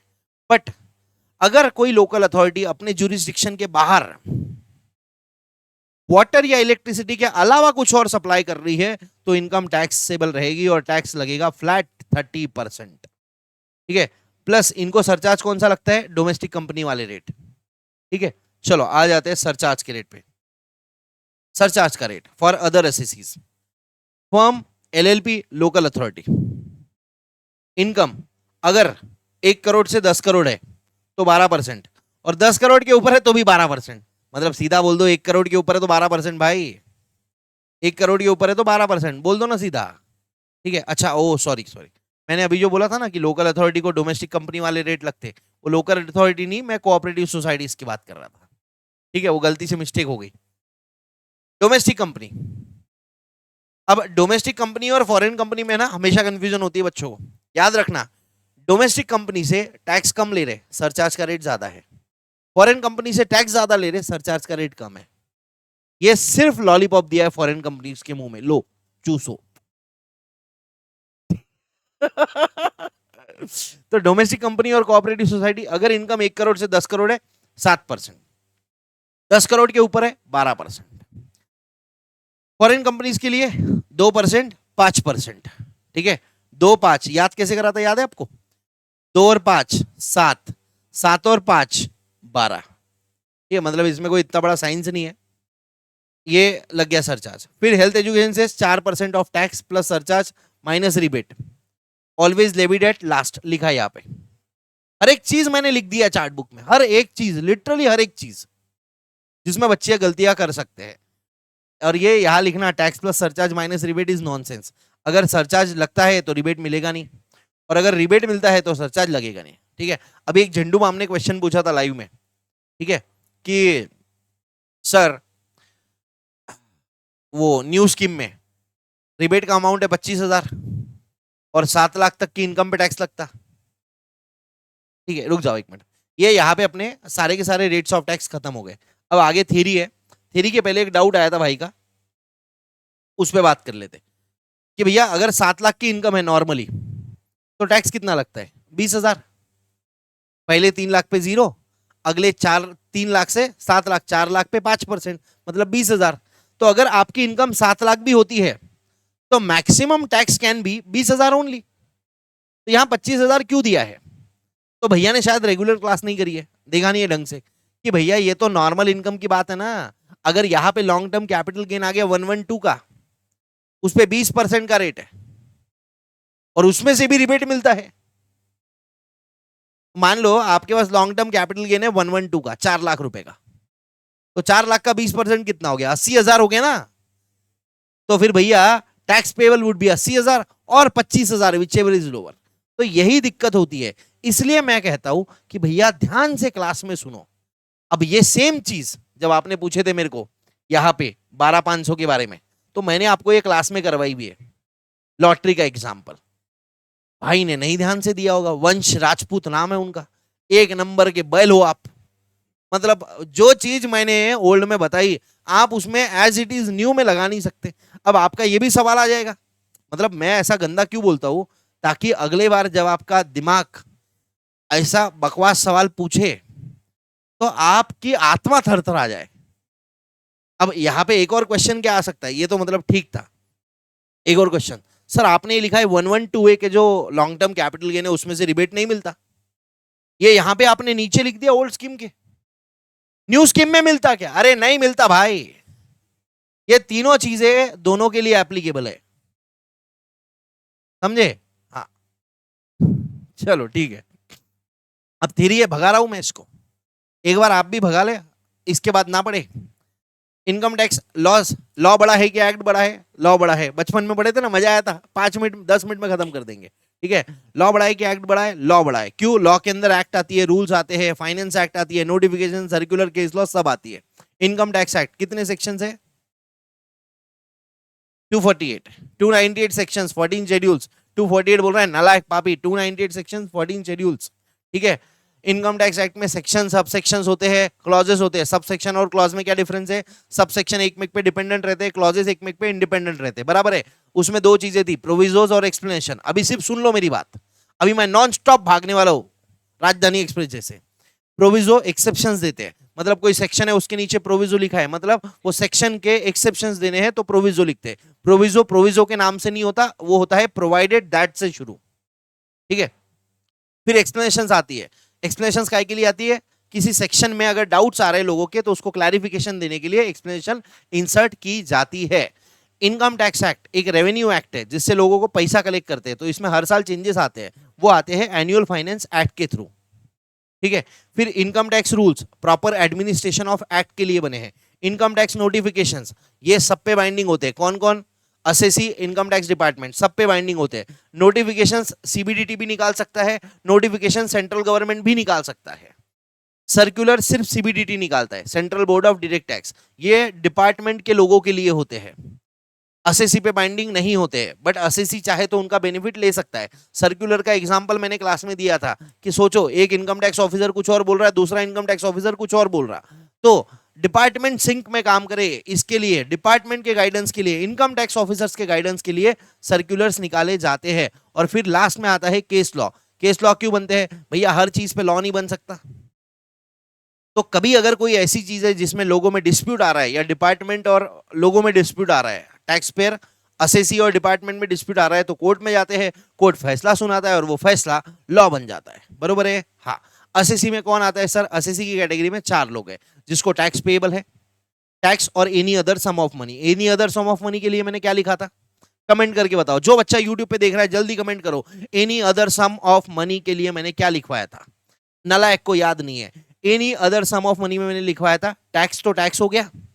Any other sum of money में आया इंटरेस्ट, लेट फीस, पेनल्टी, कुछ भी चीज अगर आपको पे करना है इनकम टैक्स एक्ट में तो आप हो गए असेसी। ठीक है, सेकंड चीज थी प्रोसीडिंग चालू हो गई आपके अगेंस्ट, चाहे रिफंड की हो चाहे टैक्स कलेक्शन की हो, कोई भी प्रोसीडिंग अगर आपके अगेंस्ट चालू हुई है तो भी आप असेसी हो। अब ये प्रोसीडिंग चालू हो गया तो टैक्स पेबल आया नहीं आया कोई फर्क नहीं पड़ता। जैसे मेरे को टैक्स पेबल नहीं था, रिफंड के लिए प्रोसीडिंग चालू हुआ तो भैया मैं असेसी हूं। तीसरा डीम्ड असेसी, जो किसी और की इनकम के लिए, पप्पा चले गए अब मेरे को भरना है टैक्स, साल भर पैसा कमाए 31 मार्च को निकल गए, तो अब टैक्स मैं भरूंगा क्योंकि पैसा पूरा मेरे को आया। असेसी इन डिफॉल्ट, इसकी डेफिनेशन मैंने आपको रटवाई थी, बोला था अभी पूरा समझ नहीं आएगा, सेकंड रिवीजन में समझ में आएगा। असेसी इन डिफॉल्ट 3 केस में बनते हो। पहला, टैक्स काटना था पर नहीं काटा। दूसरा, टैक्स काटना था काटा बट गवर्नमेंट के पास जमा नहीं करवाया। और तीसरा, एडवांस टैक्स नहीं पे किया। तो ये 3 केस में आप असेसी इन डिफॉल्ट होते हो, बराबर है? हाँ, ओके। उसके बाद डेफिनेशन ऑफ पर्सन, 7 टाइप के पर्सन होते हैं। Individual, HUF, company, firm, AOP, BOI, local authority और every other artificial judicial person. Individual मतलब एक जीता जागता इंसान। एचयूएफ मतलब हिंदू अनडिवाइडेड फैमिली, ये स्टेटस बाय बर्थ आता है, लॉ से नहीं आता है। ठीक है, हिंदू अनडिवाइडेड फैमिली में एक मेल होना कंपलसरी है। पहले ऐसा था कि एक से ज्यादा मेल होना चाहिए, बट अब ऐसा है 2006 से ऐसा हो गया कि सिंगल एक मेल भी रहा तो भी एचयूएफ बन सकती है। एचयूएफ में कौन कौन आता है? all males lineally descended from their common ancestors including their wife and daughters। ये अनमैरिड को काट दो, ठीक है, डॉटर्स, बेटी आ गई है। ठीक है, राइट टू पार्टीशन, एचयूएफ में अपन ने लिखा है कि मेंबर कोई भी बन सकता है एचयूएफ का, बराबर है, बट सिर्फ पिछले 4 जनरेशन के लोग को पार्टनर होते हैं। मम्मी बहन, सॉरी, मम्मी और बीवी को पार्टनर नहीं हो सकती, बाहर से आए हुए लोग। को पार्टनर मतलब कौन? जिसको राइट टू पार्टीशन है। क्या ये एग्जाम में आएगा? नहीं आएगा एग्जाम में, मैं लिख के दे रहा हूं तुमको। यहाँ लिखा है ऑल को पार्टनर्स आर मेंबर, मतलब जितने भी को पार्टनर्स है जिनके पास राइट टू पार्टीशन है वो मेंबर है, पर सारे मेंबर्स को पार्टनर्स नहीं है, क्योंकि मेरे एचयूएफ में या मेरे पापा के एचयूएफ में मेरी मम्मी मेंबर है, मेरी बीवी मेंबर है, बट राइट टू पार्टीशन किसके पास है? मेरे पास, मेरी बहन के पास, मेरे पापा के पास। हम बंटवारा मांग सकते, बाहर से आए हुए लोग बंटवारा नहीं मांग सकते, ठीक है। Wife and daughter in law can not be co partner but they can be member. जो बाहर से आए हुए, सिंपल सी बात है, जो बाहर से आए हुए वो लोग बंटवारा नहीं मांग सकते, ठीक है। कंपनी, कंपनी की पूरी लंबी चौड़ी डेफिनेशन दे रखी है कि भैया कोई भी इंडियन कंपनी है, कोई भी बॉडी कॉर्पोरेट जो फॉरेन लॉ के तहत बनी है, मतलब फॉरेन कंपनी भी कंपनी है, प्लस एआईबी भी कंपनी है। एआईबी क्या होता है? ऑल इंडिया, नहीं नहीं वो नहीं, एआईबी मतलब एसोसिएशन, इंस्टीट्यूशन या बॉडी, जिसको सीबीडीटी ने बोल दिया कि भैया तुम कंपनी हो। जैसे अपन बॉडी है, अपन एक इंस्टीट्यूशन है, अब कभी अगर बोल दिया कि भैया आज से तुम कंपनी हो, तो मैं कंपनी हो गया इनकम टैक्स पर्पस के लिए। अगर सीबीडीटी बोल देती है कि भैया ये एसोसिएशन कंपनी है, ये इंस्टीट्यूशन कंपनी है, तो भैया आप कंपनी हो गए, बात खत्म है, ऐसा, ठीक है। फर्म रजिस्टर्ड हो अनरजिस्टर्ड हो, फर्म में एलएलपी इंक्लूड होता है, और फर्म का और एलएलपी का टैक्स ट्रीटमेंट ऑलमोस्ट सेम है, सिर्फ एक सेक्शन है जिसमें अलग रहेगा, वो है 44 एडी। ये कब आएगा? ये आएगा पीजीबीपी में, ठीक है। अभी दिमाग मत लगाओ। एओपी बीओआई लोकल अथॉरिटी और artificial juridical person, any other artificial juridical person, जैसे यूनिवर्सिटीज है, भगवान है, देवता है, ये सारे एजेपी में आएंगे, ठीक है। एओपी बीओआई का डिफरेंस याद है तुमको? एओपी में एसोसिएशन ऑफ पर्सन है, बीओआई में बॉडी ऑफ इंडिविजुअल है। एसोसिएशन ऑफ पर्सन में सिर्फ कोई भी पर्सन हो सकते हैं, मतलब ये सात में से कोई भी लोग, एक कंपनी, एक एचयूएफ, एक फर्म मिलके एओपी बना सकती है, बट बॉडी ऑफ इंडिविजुअल में सिर्फ इंडिविजुअल्स होते हैं, ठीक है। प्लस बॉडी ऑफ इंडिविजुअल में इंटेंशन नहीं होता साथ में आके धंधा करने का, इत्तेफाक से हो गया। जैसे एक पप्पा थे, चले गए, दोनों में बंटवारा नहीं करा, अब दोनों मिलके धंधा कर रहे हैं, तो उनको बॉडी ऑफ इंडिविजुअल बोलेंगे। एओपी में हमारा पर्पस होता है कि साथ में मिलके कुछ काम करते हैं, बट सवाल ये आता है कि अगर सर साथ में मिलके कुछ काम कर रहे हैं तो उनको तो फर्म बोलते हैं। नहीं, अगर इन्होंने डीड बनाई तो ये पार्टनरशिप फर्म है, अगर डीड नहीं बनाई तो भैया एओपी या बीओआई है, बराबर है। अब मतलब मैंने आपको बताया था, शादी हुई है तो फर्म है, लिव इन में है तो एओपी बीओआई है, बराबर है। और एक और चीज यहां पे मैटर करती है, बच्चे बहुत बार कंफ्यूज, सर एओपी या बीओआई, अरे भाई दोनों की टैक्स ट्रीटमेंट 99.99% सेम है, दिमाग मत लगाओ अभी दिमाग मत लगाओ, ठीक है। फिर एप्लीकेशन ऑफ इनकम और डाइवर्जन ऑफ इनकम, जिसने लेक्चर नंबर 6 लास्ट वाला लेक्चर नहीं देखा है, इसके पहले का वो डूब गया। एप्लीकेशन ऑफ इनकम मतलब पैसा इस्तेमाल करना। जैसे मैं अगर महीने के साल के 10 लाख रुपए कमाता हूँ और उसमें से मेरे पास बचते 2 लाख है, मैंने डिपार्टमेंट को बोला भैया देखो 10 लाख में से 8 लाख तो खर्चा हो गए, 2 लाख ही बचे, 2 लाख पे टैक्स ले लो, तो डिपार्टमेंट बोलती है income tax is a tax on income earned. आपने 10 लाख कमाए, 10 लाख पे टैक्स भर रहे हो, या 8 लाख आपने जो खर्चा करे है ये आपका खर्चा है, इसको एप्लीकेशन ऑफ इनकम बोलते हैं। अगर आपकी इनकम आप अप्लाई कर रहे हो तो भैया उसको माइनस नहीं करेंगे। 10 लाख में से आपने 8 लाख अप्लाई कर लिया तो टैक्स 10 लाख पे लगेगा, 2 लाख पे नहीं। एप्लीकेशन ऑफ इनकम मतलब यूज ऑफ इनकम। अब एक आध बच्चे के दिमाग में आता सर मैं बिजनेस के लिए यूज कर रहा हूं, तो अरे यार वो इनकम में आता ही नहीं, वो खर्चे का डिडक्शन मिल जाता है, ठीक है। जैसे मेरी इनकम है महीने की 2 लाख रुपए, उसमें से लाख रुपए का ईएमआई जाता है, लेट्स से अज्यूम, ऐसा होता नहीं है, 2 लाख की इनकम होके जिसका लाख रुपए का ईएमआई जाता है उसने डूब के मर जाना। 10% से ऊपर आपकी इनकम की ईएमआई नहीं होनी चाहिए, अगर है तो आप मर जाओ डूब के।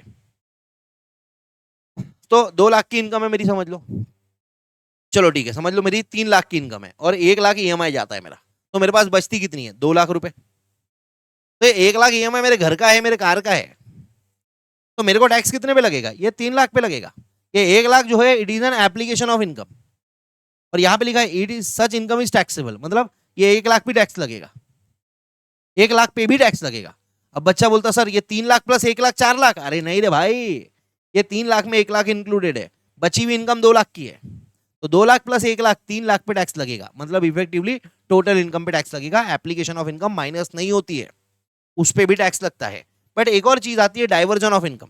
यहां पे मैंने आपको बताया था कि जो सोर्स ऑफ इनकम है, क्या है? जो सोर्स ऑफ इनकम, उसके ऊपर ओवरराइडिंग चार्ज है, उसके ऊपर ओवरराइडिंग चार्ज है। और इसका एक अपन ने थ्योरी का क्वेश्चन करा था, मैंने जो बोला था फाइनल का क्वेश्चन मैंने बुक में डाल रखा है कि भैया हमारी एक फर्म है, पापा गए, दो बेटे हैं, एस और वाई, ऐसे दो बेटे हैं।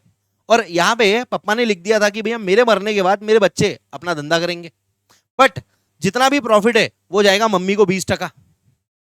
चलो ठीक है, एक ही लड़का है, एक सन है, ये धंधा करेगा, और जितना भी प्रॉफिट हो रहा है मम्मी को 20% जाएगा।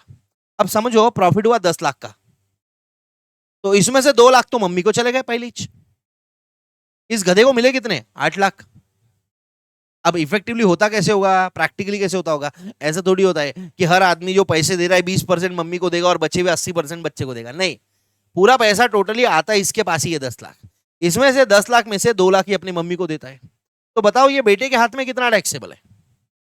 ना 10 लाख नहीं है, 8 लाख ही टैक्सेबल है। क्यों? क्योंकि ये जो सोर्स ऑफ इनकम है ना, जहां से ये 10 लाख रुपए आ रहे हैं, उस सोर्स ऑफ इनकम में मम्मी का ओवर राइडिंग चार्ज है। क्या है? ओवर राइडिंग चार्ज, मतलब मम्मी का हक है उस पे, ओवर राइडिंग। बाकी सब चीजों को चुनने में जान दो, कौन संभाल रहा है, कौन काम कर रहा है, मेहनत कौन कर रहा है, सब खत्म। इस पे हक किसका है? मम्मी का। ये सिंपल ऐसी बात है रे, एक घर है, ठीक है, आपका और आपके भाई का घर है, आपके ऊपर जा चुके, मतलब भगवान की दया से ऐसे होता नहीं है, बस मैं बता रहा हूँ। बोले उन्हें पापा, मेरे पापा जिंदा है सर, बहुत अच्छे से। अरे नहीं भाई, भावनाओं में मत आ। किसी के पापा जा चुके, भाई और 2 बेटे हैं, अब घर था किराए पे दे दिया, लाख रुपए की इनकम आ रही है हर महीने। अब आधी आधे भाई की है, आधी एक भाई की है। अब आधी आधी 1 लाख की इनकम है, 50,000 50,000, तो अब तेरे हाथ में 1 लाख रुपए आ रही है, तो तू पूरे 1 लाख पे टैक्स भरेगा। तू क्या बोलेगा? ओ भाई, ये 1 लाख जहां से आ रही है ना, उसमें आधा हिस्सा मेरे भाई का है, आधी उसकी इनकम है, आधी मेरी इनकम है, तो मैं 6 लाख पे भरूंगा, तू 6 लाख पे भरेगा, बरोबर है? उसको बोलते हैं ओवर राइडिंग चार्ज। यहाँ पे देखो ना, एक सीन में क्या था, मम्मी का वो 10 लाख में 20% शेयर मम्मी का ही था, तो मेरे 8 लाख ही आएगा। तो ये 10 लाख में से जो 2 लाख जा रहे हैं ना मम्मी को, इसको बोलते हैं डाइवर्जन, इसको बोलते हैं डाइवर्जन। इसको याद कैसे रखो, देखो ऐसे 10 लाख है, अरे अरे अरे अरे, वो जो 10 लाख में से 2 लाख है ना, उस पर मम्मी का ही हक है, वो डाइवर्ट हो गई है इनकम, वो डाइवर्ट हो गई है इधर, ऐसे देखो, ऐसे डाइवर्ट हो रही है।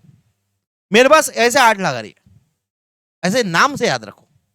वैसा होता नहीं है, पूरी 10 मेरे को आएंगी, फिर मम्मी को मैं लास्ट में हिसाब करके दूंगा ना भाई।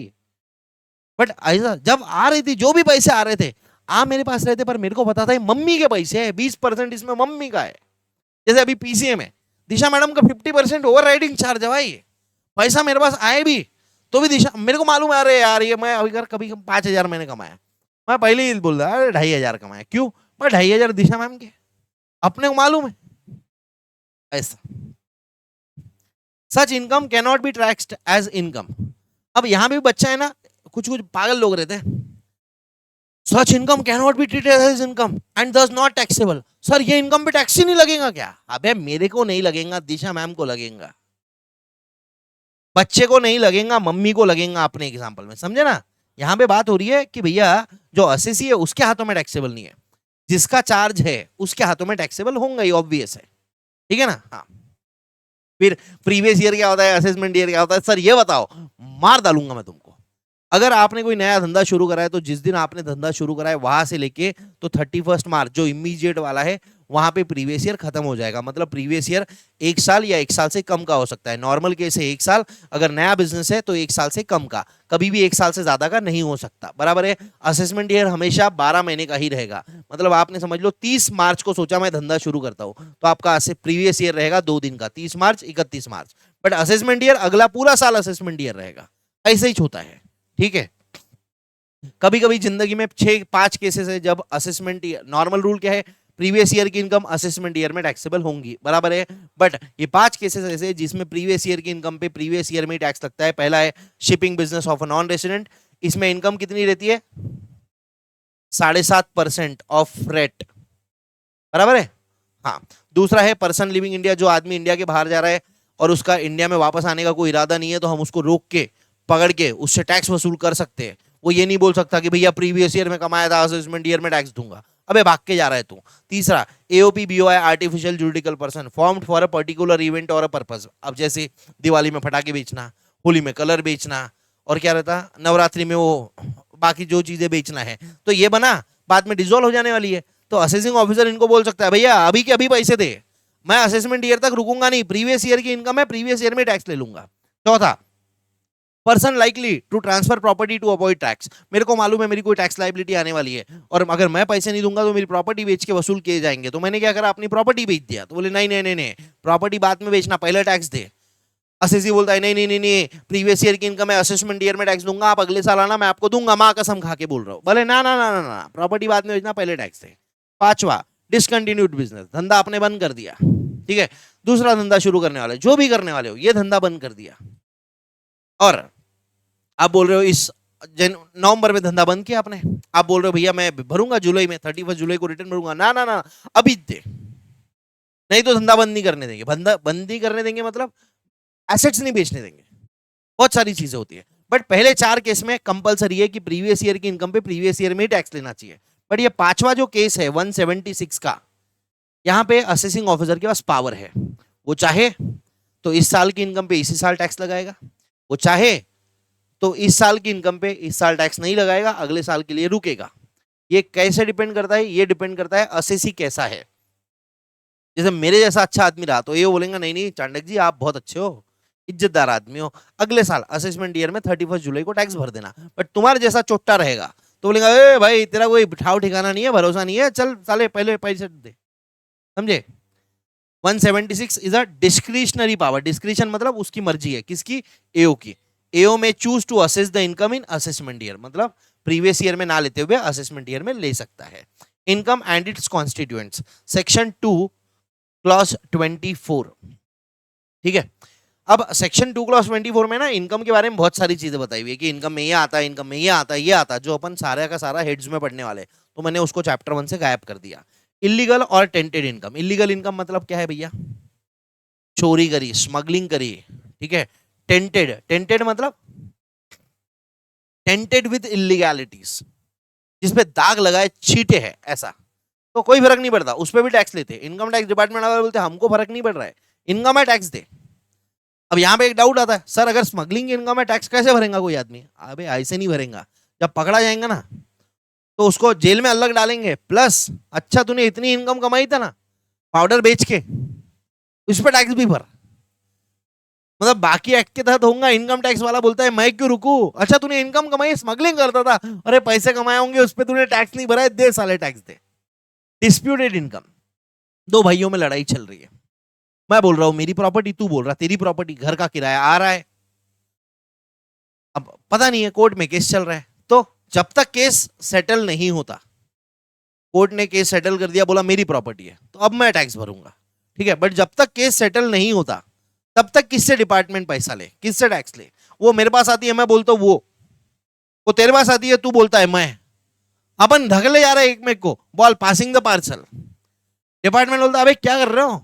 डिपार्टमेंट ने देखा, असेसिंग ऑफिसर ने देखा पैसे किसको मिल रहे हैं प्रॉपर्टी के, मैंने बोला उसको, तो बोले तेरे से टैक्स लूंगा, तो बोले तेरे से टैक्स लूंगा। समझे?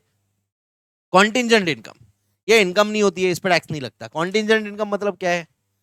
बोला 10 मुर्गियां पालूंगा, वो 20 अंडे देंगी, 20 की 40, 40 की 80, 80 की 100, सपने ख्याली बुलाओ, कॉन्टिजेंट। अगर ये हुआ, मैंने बोला ये शॉट सही बैठ गया ना, जैसे ये रिवीजन वीडियो अगर आपने शेयर कर दिया अपने दोस्त भाई बहनों के साथ और सबने सब्सक्राइब कर दिया, तो मैं एक फेमस यूट्यूबर बन जाऊंगा और फिर मैं 1 करोड़, सोचो बच्चे कितने हैं, और सारे इतने सारे बच्चे, फिर इसका प्रोस्पेक्ट अगर ये शेयर किया, फिर एक वीडियो को इतनी व्यू आई, तो क्या, अरे भाई साहब यूट्यूब का पैसा कॉन्टिजेंट इनकम है, कोई पैसा नहीं आता यूट्यूब से, हम मोनेटाइज भी नहीं करते, ठीक है। तो ऐसी कॉन्टिजेंट इनकम, जो इनकम पक्का नहीं होने वाली है, अगर ये हुआ तो वो होगा, तो जब तक वो होता नहीं है, पैसा आता नहीं है, तब तक टैक्सेबल नहीं है। पिन मनी, पिन मनी क्या होता है?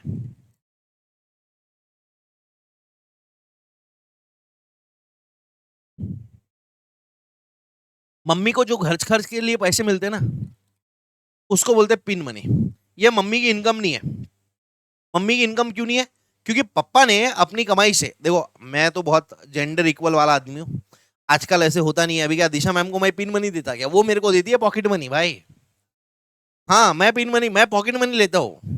तुम भाई कसम से बोल रहा हो, मेरे को कैश लगती है, मैं उसको बोलता हूँ कैश दे। आप मेरे को देखना, मैं बिना वॉलेट के घूमते रहता हूँ, कितने जगह उधारे आए, क्यों भैया? वॉलेट नहीं लेके आता, याद ही नहीं रहता, कैश लेनी है, दिशा मैम पैसे दो प्लीज।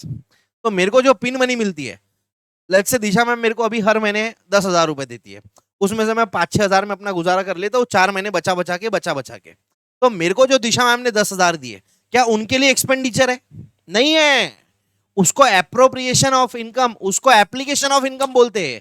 अरे भाई दिशा 10 हजार कमाई, 1 लाख कमाई, उसमें से 10 मेरे को दिए, तो उसने जो मेरे को ट्रांसफर करे उसके लिए ऑफिस एक्सपेंस थोड़ी हुआ। समझे? ये मैंने आपको डिटेल में बताया हुआ है। अब इसको नॉर्मली लेते हैं, मम्मी को जो पप्पा पैसे देते हैं, तो पप्पा की अगर 10 लाख की इनकम है और 1 लाख रुपए मम्मी को देते हैं वो ओवर द पीरियड ऑफ पूरे के पूरे 12 महीने, तो पप्पा को ऐसे थोड़ी होता है 10 लाख में से 1 लाख माइनस करके एक्सपेंडिचर 9 लाख पे ही टैक्स लग रहा है। नहीं, पप्पा को पूरे 10 लाख पे टैक्स लगता है। जो 1 लाख पप्पा ने विड्रॉ करे उसको एप्लीकेशन ऑफ इनकम बोलते हैं, ठीक है, और उस पर टैक्स लग चुका है। तो मम्मी के हाथ में जो 1 लाख आ रहा है वो इनकम मम्मी की नहीं है। और मम्मी ने अगर इससे कोई प्रॉपर्टी खरीदी, मैंने, जैसे मैं गरीब आदमी हूँ, हर महीने 5-5 हजार रुपए बचा था मैं, दिशा मैम जो मेरे को पॉकेट मनी देते उससे, और फिर मैंने उससे, दिशा मैडम पॉकेट मनी दो प्लीज, ठीक है, दिशा मैडम जो मेरे को पॉकेट मनी देते देते देते उससे मैंने बचा बचा के एक बड़ा सा बंगला ले लिया, तो वो मेरा कैपिटल एसेट है, वो मेरा कैपिटल एसेट है, ठीक है। Income must come from outsider. मैं अपने आप से धंधा करके पैसा नहीं कमा सकता। ये म्यूचुअल कंसर्न वाला पॉइंट है, ये फाइनल में बहुत डिटेल में आता है, ठीक है। अब मैं अपने आप से बिजनेस करके पैसा कमाता हूं। देखो अभी मैं बताता हूं, मैंने फोन लिया, ठीक है, ये फोन लिया, अच्छा है फोन, बढ़िया लग रहा है, मैंने अपने आप को आईने में जाके बोला, बोला अब प्रणव ये फोन लेगा क्या? हाँ कितने में लेगा?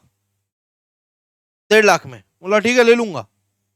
ये 1 लाख में खरीदा, 1.5 लाख में खरीदा, 50, 1.5 लाख में मैंने ही खरीद लिया, 1 लाख में लिया और 1.5 लाख में मैंने ही खरीद लिया। बोला यस 50 हजार की इनकम हो गई। पागल है बे। ये एक इंडिविजुअल के लिए, और ये नॉनसेंस एग्जांपल है, ठीक है, ये आपको अभी समझाने के लिए। एक्चुअल में क्या होता है आगे चल के देखेंगे अपन। ये जो बड़े बड़े क्लब्स रहते ना, बड़े बड़े क्लब्स, ये बड़े बड़े क्लब्स के मेंबर्स और क्लब्स, ये म्यूचुअल कंसर्न है। मतलब क्लब मेंबर लोग ही मिलके क्लब बनाते हैं, जैसे हैप्पी क्लब, ये रोटरी क्लब, ये जो क्लब्स है, ये कौन, ये सारे जो क्लब्स है कौन बनाते हैं? ये मेंबर्स मिलके ही बनाते हैं। तो अब क्लब में होता क्या है, सारे मेंबर लोग पैसा देते हैं और बाद में वो पैसे, जो भी ये पैसे आ रहे हैं, उस पैसों से कुछ सर्विस देते हैं मेंबर्स को ही। सब पैसे जमा करते हैं, क्लब के पास जाते हैं, क्लब उनसे सर्विसेज देता है, फिर जो पैसा बच गया वो क्लब की इनकम हो गई, उस पर क्लब को टैक्स लेंगे? नहीं नहीं नहीं, क्लब और मेंबर्स सेम पर्सन है, और क्लब मेंबर्स के साथ धंधा करके टैक्स नहीं कमा, इनकम नहीं कमा सकता। फॉर नॉर्मल एक्टिविटीज जो हर मेंबर के लिए, अगर क्लब अपने किसी मेंबर को कोई स्पेशल एक्टिविटी दे तो वो क्लब के हाथों में टैक्सेबल होती है, वहां पे म्यूचुअल कंसर्न का पॉइंट नहीं आता। और ये कहा देखेंगे हम, पीजीबीपी सेक्शन 28 में लिखा है ये, ठीक है। हाँ, अनडिस्क्लोज सोर्स ऑफ इनकम, यहां पे मैंने आपको बेहतरीन तरीके से बता रखा है। अनडिस्क्लोज सोर्स ऑफ इनकम सबसे इंपॉर्टेंट क्या है? टैक्स कितना परसेंट है? 60%। Tax rate 60%। सरचार्ज कितना है? 25% ऑफ टैक्स। तो 60 का 25%, मतलब इफेक्टिवली परसेंटेज वाइज 15 हो गया है। और हेल्थ एजुकेशन सेस लगेगा, काय का 60 + 75 का 4%, तो वो हो जाएगा 3%। ऐसा टोटल मिला के 78% का अमाउंट जाता है अनडिस्क्लोज सोर्स ऑफ इनकम पे। कंप्लीट टैक्स रेट, सिर्फ टैक्स रेट की बात करो 60%। अनडिस्क्लोज सोर्स मतलब जो आपने डिस्क्लोज नहीं कराया, डिपार्टमेंट बोलती है जब पैसा कमाया दिखा दो, अगर नहीं दिखाया और पकड़े गए 78% से धोएंगे तुमको। कितने से धोएंगे? 78%। कैश क्रेडिट आपके अकाउंट में, कैश क्रेडिट मतलब इसको ऐसा मत समझो कि पैसा मिला, आपके अकाउंट में कोई भी अमाउंट क्रेडिटेड है और उसके बारे में आप बोलते हो अरे मेरे को नहीं पता, मेरे को नहीं पता है कहां से आए पैसे। बोले ठीक है, देखो नहीं पता, दे दे, दे दे, हमको दे दे। ये याद है तुमको, कहानी याद है ना, हमको दे दे। नहीं नहीं मेरे को पता है, नम नम नम नम नम नम। बोले मेरी इच्छा है। बोले ठीक है, कहां से है बता, क्या तूने इसको दिखाया बराबर बुक्स ऑफ अकाउंट में? एक्सप्लेनेशन दिया, असेसिंग ऑफिसर खुश नहीं था। बोले ठीक है भैया लग गया, 78% का टैक्स लगेगा। अनएक्सप्लेन्ड इन्वेस्टमेंट, पैसा कहां से लाया? इन्वेस्टमेंट है आपके पास, ठीक है। और एक और है इन्वेस्टमेंट नॉट फुली डिस्क्लोज्ड, 2 और 4। 2 में क्या है? इन्वेस्टमेंट कर रखी है, पैसा कहां से लाया ये नहीं बता पा रहे, भैया तूने पहले पैसा कमाया होगा, उस पर टैक्स नहीं भरा, अब उसमें कैश से तूने इन्वेस्टमेंट कर लिया। जैसे मैं अगर बताऊं मेरी पिछले 10 साल की इनकम वो 20 लाख रुपए होती है, और मैंने एक इन्वेस्टमेंट कर लिया 1 करोड़ की, इसका मतलब क्या हुआ? पैसे कहां से आए बता भाई? ठीक है, अगर नहीं बताया तो भैया ये देख, ये जो 1 करोड़ का अमाउंट है ना, ये तूने पहले कमाया होगा। ये तूने 20 लाख दिखाई ना, ये कम दिखाई है।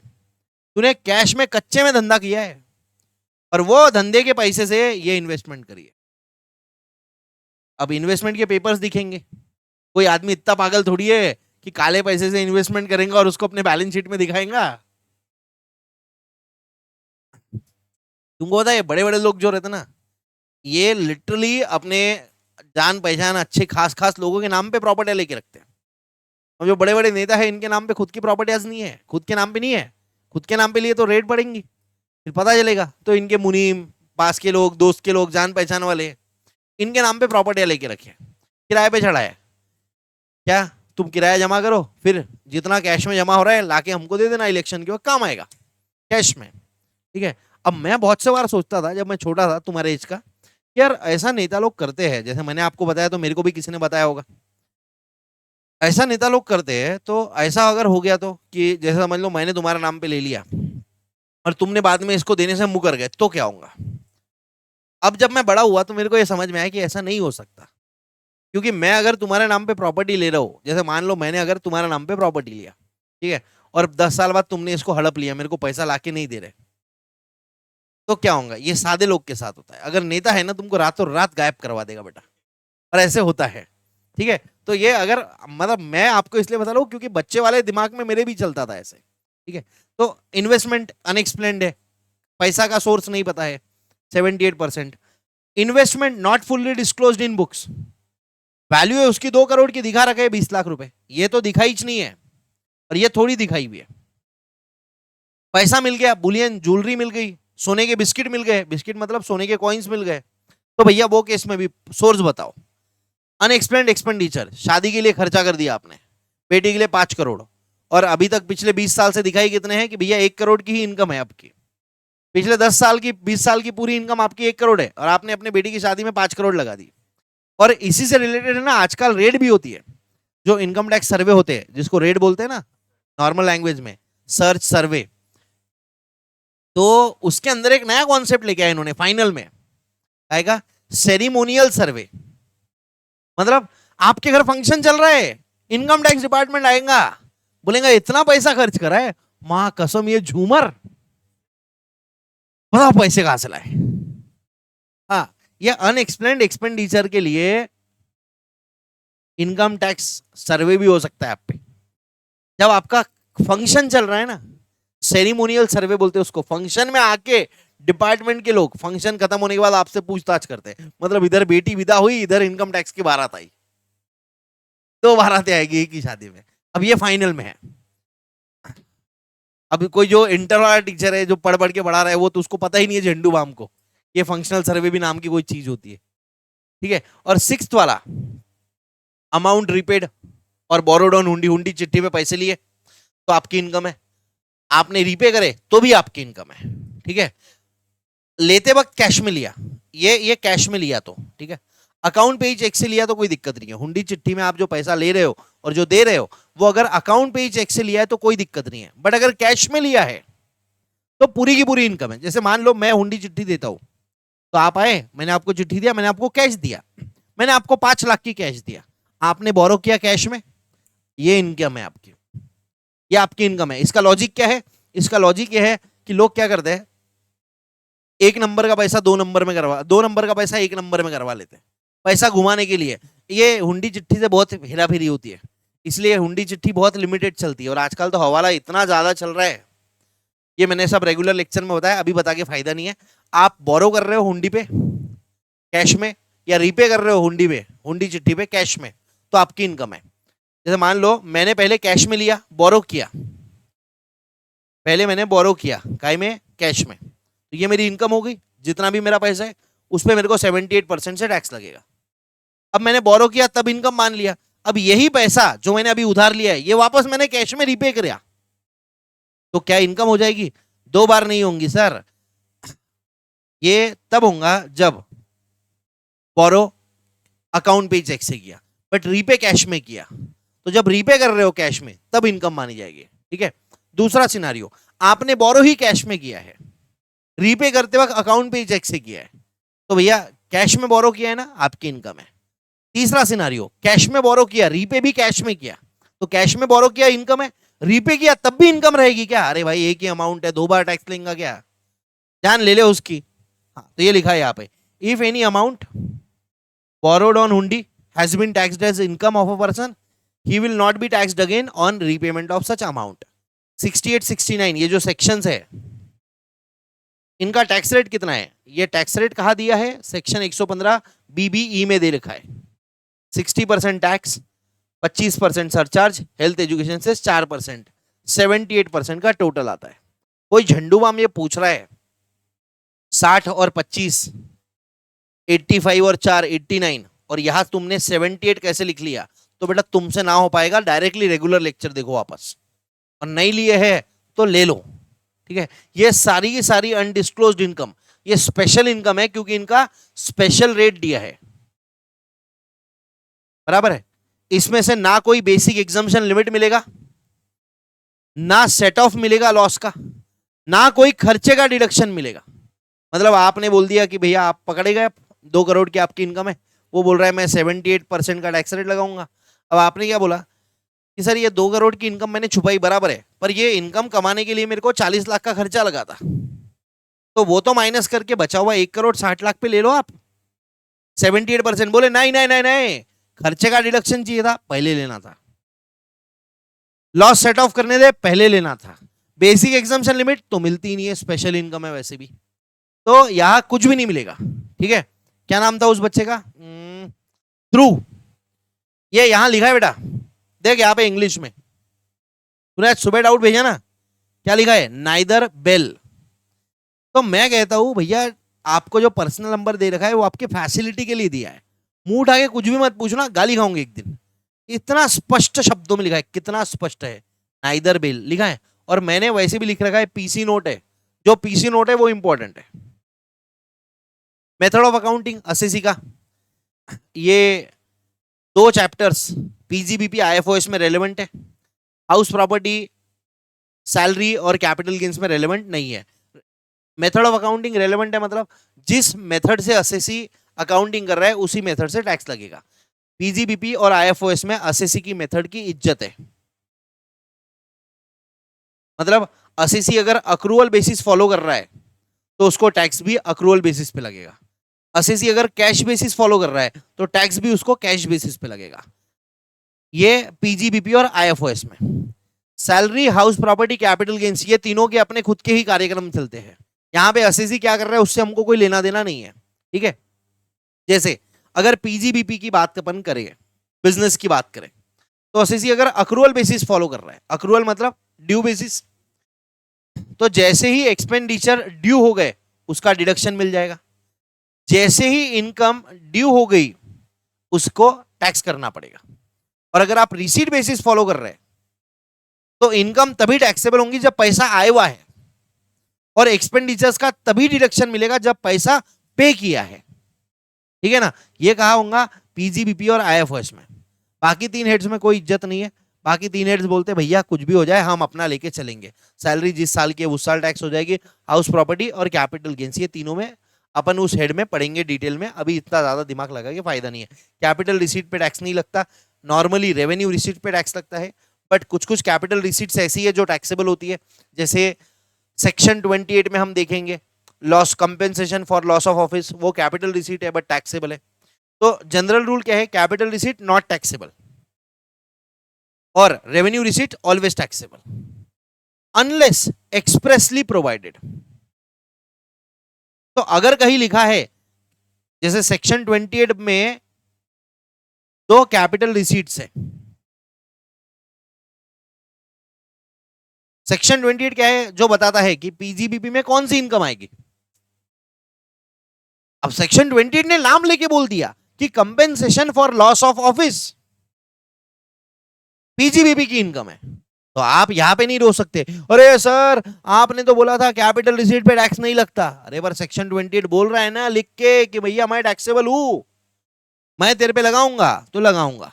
तो इसलिए यहां पे लिखा है अनलेस एक्सप्रेसली प्रोवाइडेड, मतलब नॉर्मली ये टैक्सेबल नहीं रहता, बट अनलेस एक्सप्रेसली प्रोवाइडेड, मतलब अगर एक्सप्रेसली प्रोवाइड करा है तो टैक्सेबल रहेगा। जैसे सेक्शन 28 दो कैपिटल रिसीट्स को बोलता है कि भैया तू टैक्सेबल है मेरे अंदर, तो वो टैक्सेबल रहेगी। क्लियर है?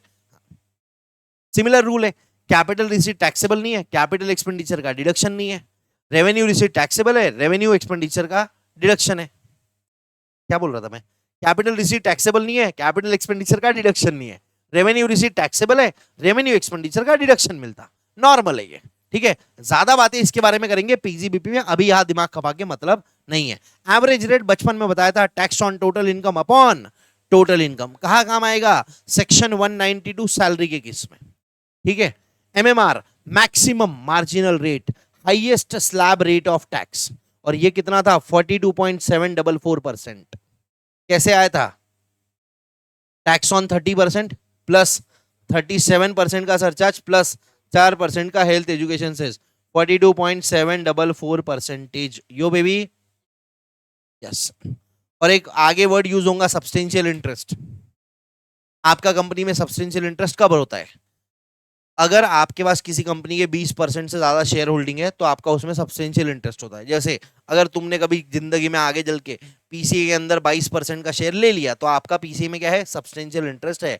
जैसे अभी मेरा पीसीए में सब्सटेंशियल इंटरेस्ट है, अभी दिशा मैम का पीसीए में सब्सटेंशियल इंटरेस्ट है, ठीक है। ओके, यहां पे अपना खत्म हो गया चैप्टर 1, ठीक है। अगेन बता रहा हूं, ये चीज आगे बढ़ने का कोई काम नहीं है।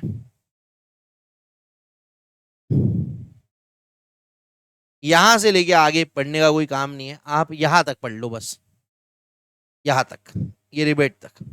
अब उसमें ना बच्चों का एक रहता है, सर एग्जाम में आ गया तो, अबे कौन से तेरे को 100 में से 100 मार्क लाने बे?